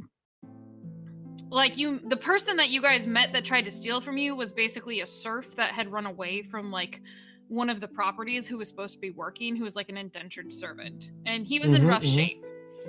And so basically, like, your characters would understand it as, like, a very feudal society, and where it means, like, there is a great hierarchy, and it's very different from how the Bendaya are, where they're much more egalitarian and stuff like that. So yeah, and you would know from stories that, like, the Belmonts are very much like they've had mixed things, but basically over 200 years ago they took over, like, the rest of the Iron Valley and kind of brought to heel all the, like, little independent other clans that ruled over the area, except for, like, the areas that the Bendaya and the free tribes controlled.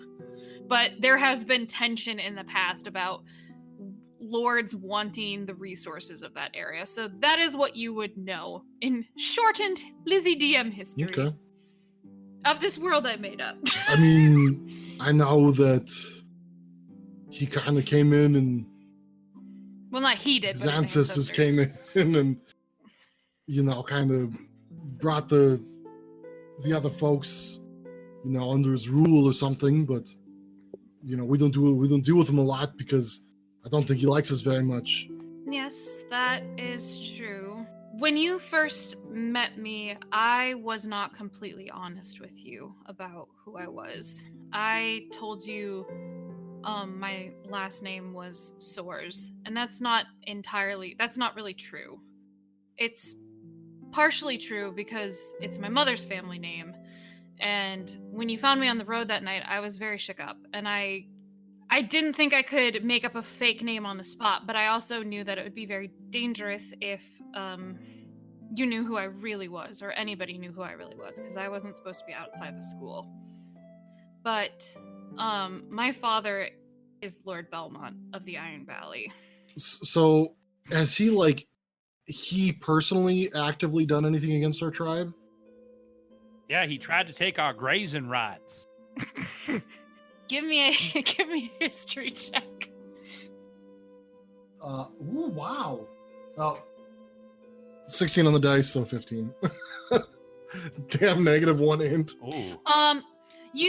it's a little fuzzy in your head because you remember history from your tribe, and you always tried to, as a leader, remember things your mother would tell you, but you don't remember the specifics. But you do know that one of the reasons why the independent tribes kind of joined together was because they were very concerned that this current Belmont was somebody who was a good enough military leader. The whole reason your tribe formed was because the independent tribe leaders at the time, where they were more independent groups before they became the Bandaya, they were like, if we don't unify and we fall to infighting, like, he could very easily, he's a tactical enough leader that he could make us lose all the lands and kind of like annihilate the culture. And that's this guy? Yes. Well, this guy or this guy? Yeah, because that was quite a while ago now. This guy specifically, because your tribe founded when your parents got like married, basically, which was over like your age. So before that, the Bandaya didn't exist. They were Shush, Andrew. I heard that laugh. The Bandaya existed as independent tribes before, so they didn't really have like anything, but they were all scattered. And very much, if you look at history, where there was like look at native tribes today, like there's a lot of independent like native nations that used to have more of their own separate things, and like they were tribes that were individual and had their own special things amongst like an area, like the culture of like the North Dakota area. But because like the American government was trying to like snuff them out, they kind of unified together. Like, if we don't join forces, we might get eradicated, because we're actually facing serious enough force of this. And since they unified, it was more successful at repelling things and holding on to lands. But you know that there's always been a tension, and that one of the reasons why they were able to unify was because they were nervous enough about the new Lord Belmont, when he was back in his like 20s and 30s, becoming enough of a threat that he could try to like separate the tribes and like completely get the whole area under his control. I mean, if this guy, he's your dad, he's supposed to be some sort of kind of tactical genius, and a lot of people were worried that he may come in and take what was, Oz, but we haven't really heard much from him for a while. But I mean, is that your goal as well? I don't believe so. To be fully honest, I'm not even sure if I'm going to inherit the Iron Valley. There's a lot of complications around that, but I don't necessarily believe in war for the sake of war, or conquest for the sake of conquest.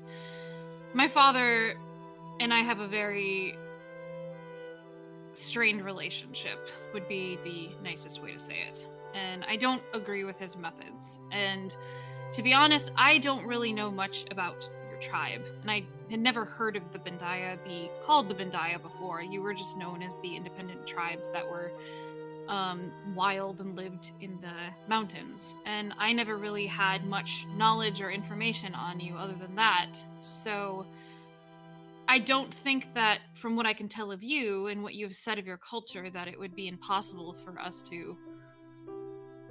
There would be no need to conquer you. Like, there's no reason to exert force over something that doesn't need it.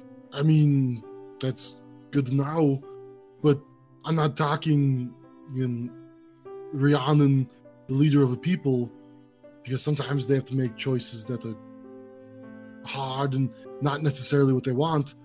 I mean, you. Do I want to conquer the Bandaya? No. I have no interest in conquering anybody. Okay. To be honest, my concerns are being able to succeed my father's seat. There's never been a female ruler of the Iron Valley before, and originally I was not destined for this, you could say. So then... Oh, how do you mean?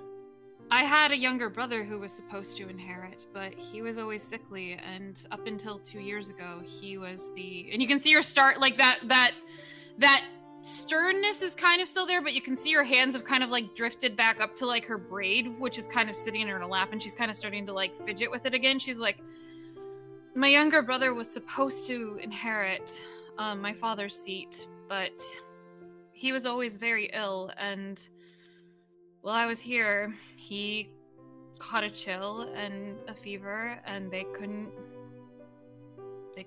cure him, and he died. And now I'm my father's only heir, and he has not declared me as his successor, which I don't know how to take. I think it would be foolish for him to do so, considering I'm not in our home country right now, and it would be very dangerous for him to say that. But I mean, I'm his only child, and unless he wants it to go to somebody else, like a distant family member, or whoever I marry someday, then I might be his heir. I don't really know. If I am his heir, I don't necessarily want to have conflict between your people, and I would definitely extend an offer of peace, especially if they are what you say they are. I think that there doesn't need to be a reason for conflict. I agree. There isn't. I shouldn't say there's not ever a need for conflict, but you know, we like where we live, and you know, we come down and trade when we want. There isn't any reason for us to not be friends. But I mean, you're not your father, and while my mother groomed me to be a leader of our people, it was never guaranteed, because that's not necessarily how it works.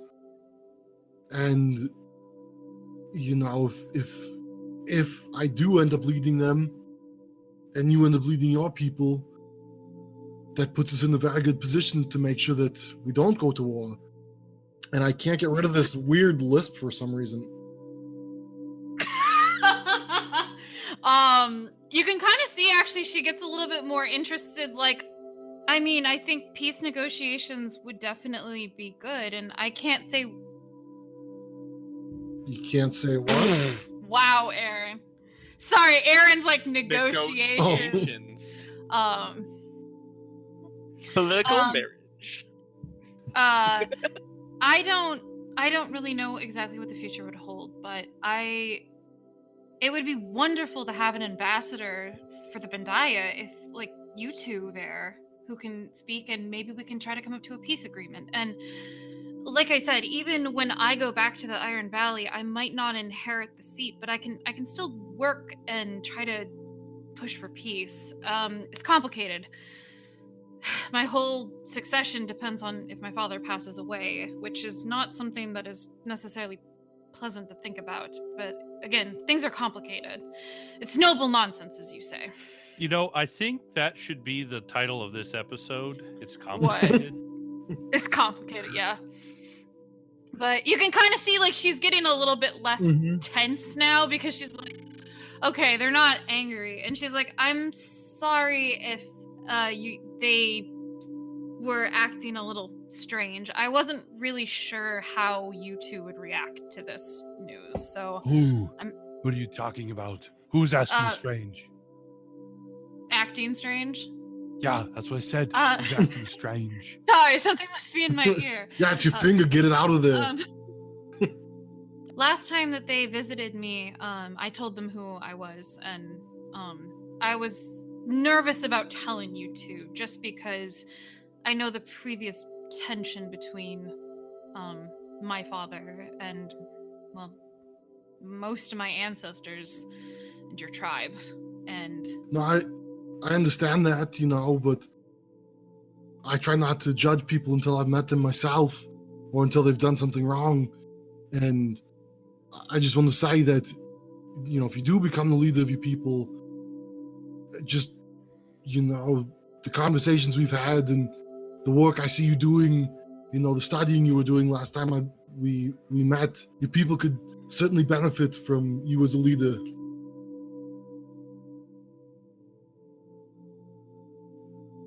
But, you know, it still begs the question, what is it that you want to do? Rhiannon? Well, first she's a little bit taken aback by Hans and Franz's comment as like seeing her as a leader. Like she has a little bit of like a, oh, I didn't expect to hear that. Like it's almost like kind of just like a very surprising comment to her where she's a little bit taken aback and then she focuses in on what you said. Well, I think there's a lot in the Iron Valley that needs to be reformed. You know, battles are great for songs, but they are also terrible on the agriculture. There's been a lot of fields that have been wrecked. There's been a lot of problems with crop shortages, and there's been more famine and a lot more sickly population. And I mean, that all needs to change. Our aqueduct system completely needs to be redone. We've had too many plague outbreaks in smaller cities. There's also the whole trade issue. We're not really we're exporting a lot of minerals and precious salts, but they're not necessarily being done in the way that would be the most beneficial, and also they're not very safe, so we lose a lot of people in the Rhiannon, it sounds like you know a lot of what needs to be done for your land. I feel like that says a lot about whether or not you should be a leader. It's not just, I have a right to this seat. It's, I know what's good for my people. And that's what's important. Here. Oh, Where? right over there. Didn't you see it? Here.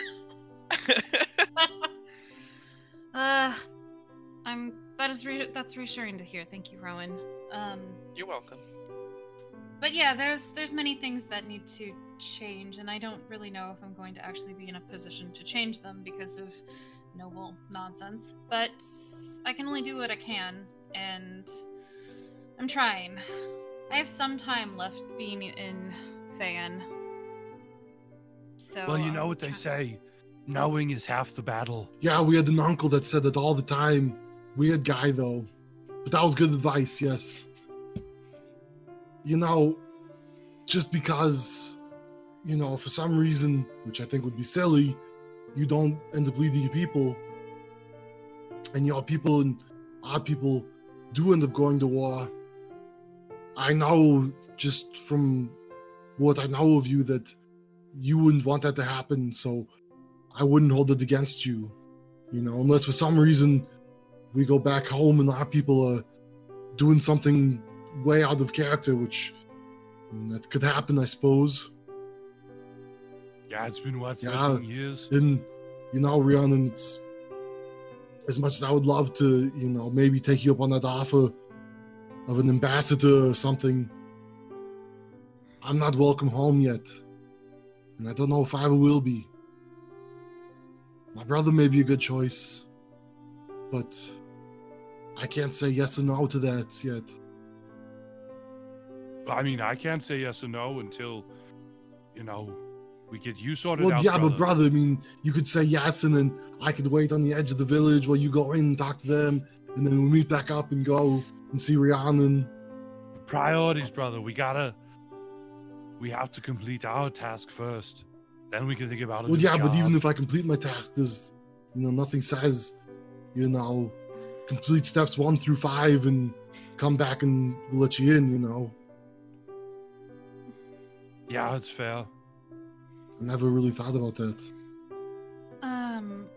Well, I mean, you don't have to be my ambassador, but you know, one thing that would be nice is, and it's a ways off since I'm supposed to go home, but I really don't know much about the Bendaya other than hearsay, and honestly, my father's not the most reliable source of information when it comes to things like that. So, and he's also never been one to really discuss culture in the nuances of culture.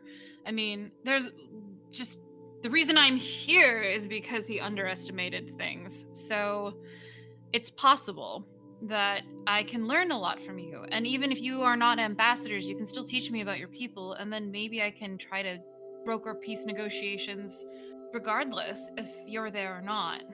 Yeah, for sure. I would love to spend some more time talking to you about my people. And I'd like to learn more about your people too. just in case I do become the leader of our tribe one day. Like you said, it's good information to have. Yes. Well, that was an unexpected course of this conversation. I'm glad that we're all still friends. I don't have that many in life, and I also don't... It's unusual to be around people who are just what they say they are. So, thank you for letting me into your circle. Well, a couple of us aren't always what we say we are. Yeah, And kind of like slow turns towards Una and Rowan. Una just looks at her completely oblivious, not even acknowledging. Like, nope, I don't know what you're talking He's about. not looking at me. He must be looking at somebody else. Rhiannon, business and jokes aside, I'm very sorry to hear that you lost your brother. Yeah. Have you had any time to grieve? Is that something you're allowed to do as a noble? It depends on the family member that died, but honestly, I couldn't even go home. To be honest, we were never super close.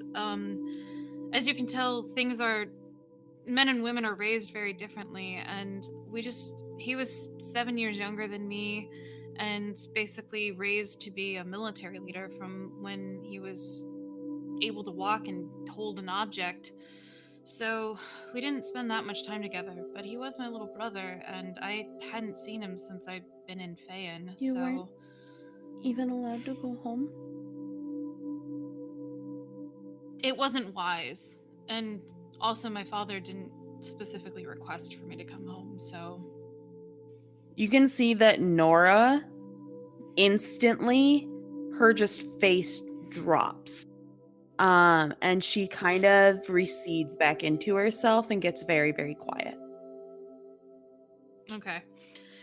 It's complicated. One of the reasons, I guess, if you guys don't know, one of the reasons I'm here is I'm not here like other students. I'm technically not treated as one, but I'm technically a sort of political hostage. What? You're a ward? Yes, a ward. I don't Yeah, I was like, what, Rowan? I know that. What does that mean? I mean, Hang on a minute. You guys are all breaking up for me, so... we're breaking up, but Rhiannon and I haven't started dating yet. Yet. No, you're breaking up. You were Yet. there. Promises. Promises. Sorry, so your mic and everyone was breaking up. What were you saying? Yeah, what does that mean that you're a prison hostage? Well... Do we need to, like... It's complicated. Take care of somebody? No, it's actually sort of good that I'm here. 4 years ago, there's a strip of mountains that borders the Wind Plains and the Iron Valley, and it has a lot of minerals. House Feldspar is actually the ones who control it, who are of the Wind Plains, and Fehan the Wind Plains had just had Lady Elaine succeed her father after a few years of conflict with the Pirate Kings, and things seemed like politically unstable at the time, and my father thought it would be possible to take part of that land and be able to get away with it without much of a fight, because he assumed most of her forces were spent on the battle with the Pirates Kings, and also he didn't really think that she would politically fight him, because there were still questions of whether she would be able to stay in her seat. So he invaded, and there was a bit of siege for a few months, and basically Lady Elaine had never used any magical force before, and she used her mages, broke the siege, and asked for peace negotiations. And when he said no, she had her mages literally teleport to outside the capital. And the magic force would have been so much. she basically said that he needed to sign a peace agreement, and to ensure that he didn't break it, she asked for me as a ward to attend the academy for 5 years. So that's why I'm here. That's a lot. Yeah, is she gonna let you go? Do we need to smuggle you out? Sounds terrible, but actually coming here was one of the better parts of my life. That's good. I have had more freedom to move around. I've gotten access to study things, and Elaine doesn't actually treat me like a hostage. I think that in her mind, she probably was playing some sort of long game.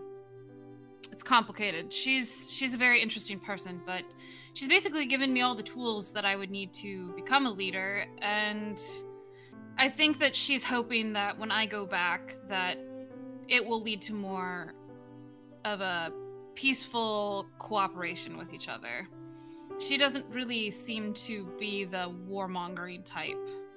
If anything, she's more of the person that you're playing chess with, and they're already 5 moves ahead of you. She also doesn't really seem like a person who takes care of her people all the time.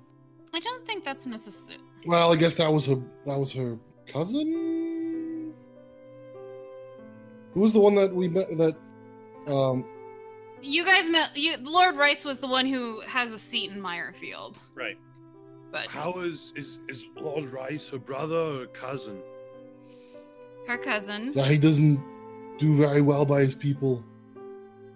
Can't imagine that she does any I mean, better. I'm not saying she doesn't, but, you know, I know that if I had a cousin that was ruling some people near where I ruled, and he was being a shit, I think I would know about it and be like, hey, don't be a shit. But this isn't about her. I'm sorry. Change the subject. I do have a question. What was your Yes. brother's name? His name was Garion. I would not say that that Elaine is. I would not say it would be a fair criticism to say she's a bad leader. There's a lot of stuff that goes into ruling, and she's sometimes limited by what the lords also will let her do. There's a lot of other noble nonsense, but I'm not saying she's perfect. There are areas where she doesn't always think everything. Well, it's a big area, a lot of people. I also don't think it would be fair to compare her to her cousin. And that's fair. I shouldn't have. He just kind of upset me with the way he handled some business out there. In fact, right before we met you, we were out there handling some business that he should have taken care of. So your brother's name was what was it? Garion. So your brother Garion. You know, you said you weren't very close, but you know, what did you know about him? Well, he had red hair like me. He looked more like our father than I do. He really enjoyed animals. He really liked birds. He always wanted a pet parakeet. He was sick a lot as a child, so he liked being read to. Did you have any favorite stories? He liked the story about the horse that you guys have heard from the tapestry weaving contest.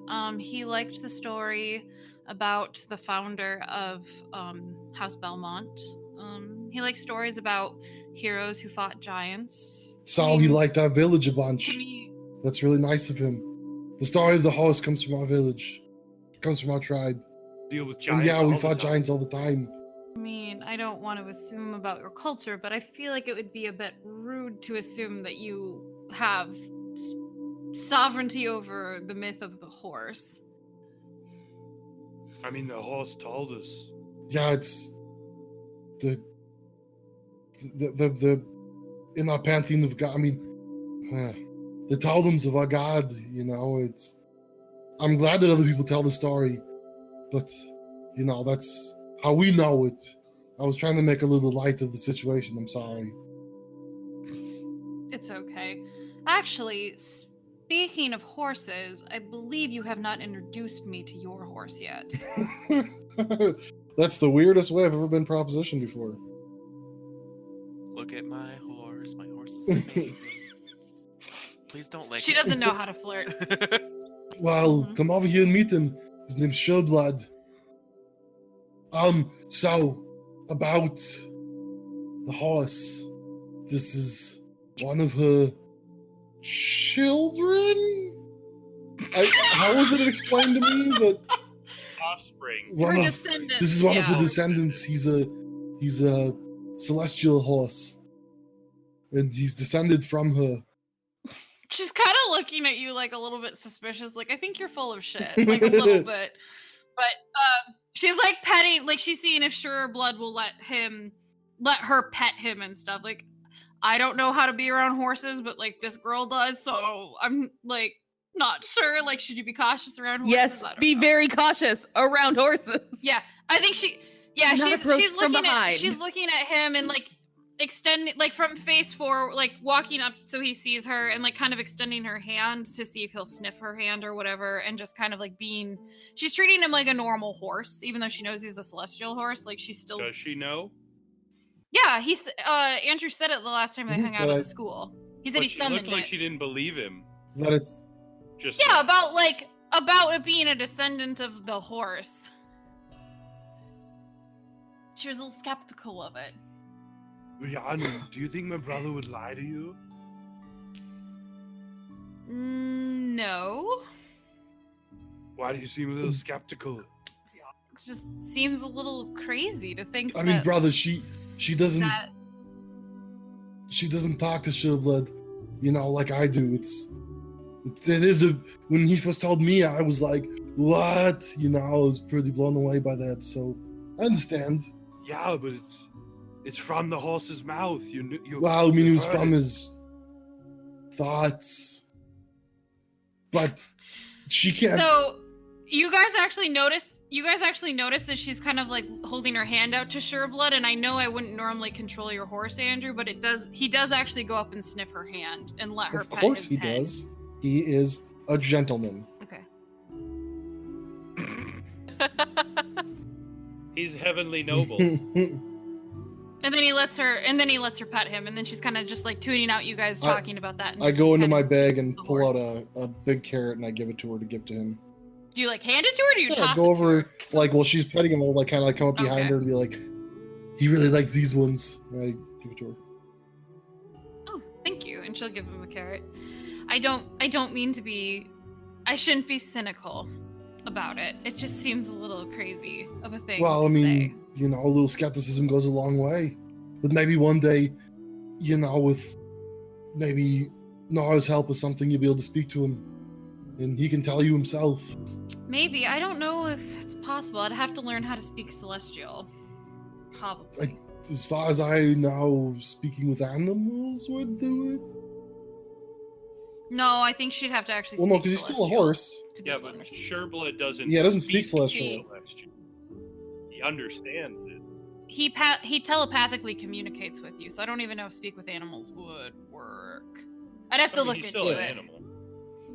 He's still a beast. Actually, Well, no, well, he she is a doesn't celestial. I don't know how that comprehend works. language, I'll let you think on that, because I don't have to. she does have comprehend languages, but I don't know if I she do would think it is necessarily, really like, funny try because to Nora talk to does horse. understand Celestial. So, I know. Yeah. Yeah, we figured that out when Andrew spoke to Sureblood and Celestial. I Right. spoke to him, and then you were like, yabba yabba Yeah. yabba. Blah, blah, blah, blah. Blah. Blah. Celestial's a weird language. Yes, it is.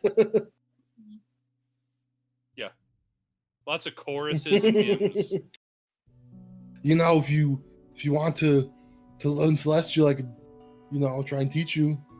And you can, like, since she's paying attention to the horse, but like whoever else is there and looking, he's kind of like a little fidgety himself. Una totally stepped away from them both and like just gave him as much room as possible to let that all happen. Una's the matchmaker. She's just like, I'm just gonna. Una's not a horse person? No, she's a seal person. She prefers things in water. She's into Oh, semen. good lord. I had a meeting with a seaman the other day. I felt terrible for him. I mean, is it bad? It's sort of. Your husband looks so disapproving. I'm not mad. I'm just disappointed. fine. Yeah. So you're going to teach me Celestial. I mean, if you want to. You're going to try to teach me about the Bendaya. That's a lot. What else are you gonna teach her? Wink, wink, hint, hint. And just so you know, Andrew, she is kind of being a bit more playful with you. Like, you can tell she's gotten a lot less anxious about everything. Yeah. So. Has she dropped like the noble facade? Oh yeah, she's a lot more chill. You know, maybe if my brother does make you a weapon for some reason, you know, we can teach how to use that as well. No, she asked for armor. Well, I mean, you know, what you got to test the armor. I don't know. And now you can tell he's like, oh god. Well, it could probably be like a simple, you know, half chest armor and then like a dagger or something. I could probably do maybe a 2-piece thing. But you know, we haven't. I think you and I could learn a lot from each other. You know, if one day, you know, we do lose our people, you know, being on, you know, good terms with each other would be a good place to start from. It's definitely something that would be very nice to have. If you're interested in learning things, I don't know how to fight. I don't know if you'd want to learn how to play instruments. I don't think you'd probably be into embroidery. No, that's not true. You probably already. Have you not seen his hair? No, embroidery. Yeah, he braids his hair No, all no, the no, no. time. Embroidery is different.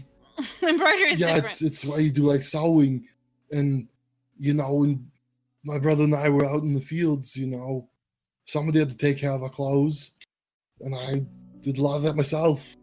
So You probably know how to actually do more sewing than I do. it was never very good. My brother had this hole in one of his socks that I just couldn't get to seal back up. But I mean, whatever you have to teach me, I'm sure to be of value. I mean, honestly, I can teach you how to make small talk. I can tell you how to have a good poker face. I could teach you how to answer difficult questions when you don't have an answer. I mean, that's mostly what being a politician's about. Would you say they're complicated? That seems like Yes, it's some complicated. very good skills, and I would greatly appreciate anything you could teach me. Mm-hmm. It sounds like a partnership then. Sounds good to me.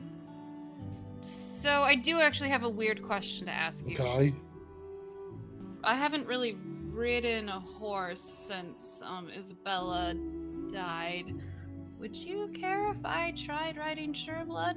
Yeah, I would care. It would be a great honor. She basically is like, well, it probably would be stupid to do it at night because I can't see in the dark. Yeah, tomorrow morning, you know, we can take him out, and he's really fast. He's got a lot of stamina, and he can go. So. Oh my god! Oh my god, you guys! Lizzie. Sorry. Lizzie, why? Narrate the why. No, I actually wasn't thinking it was sexual. Okay. I was just like, The look on your face says otherwise. No. no, I was thinking about, oh my god, this is so adorably cute because he doesn't know what to say, and it's so funny to me. Like, My head, 100% gutter. oh, just mine was like, oh saying. my god, this is kind of hilariously like adorable. That's where my head. Yeah, Lizzie's over here shipping the relationship. Oh yeah. Una's like, yeah, get in those sheets. Yeah, ride that horse. Get on that Get saddle. on the horse. I mean, less stamina sounds like a fun morning. As for things we can all do together, I did bring games. We could break out the wine. I don't know. What do you guys want to do? And just kind of, yeah, she's much cheerier now, and kind of is like, what do you guys want to do? Let's have fun. Let's not talk about serious shit anymore.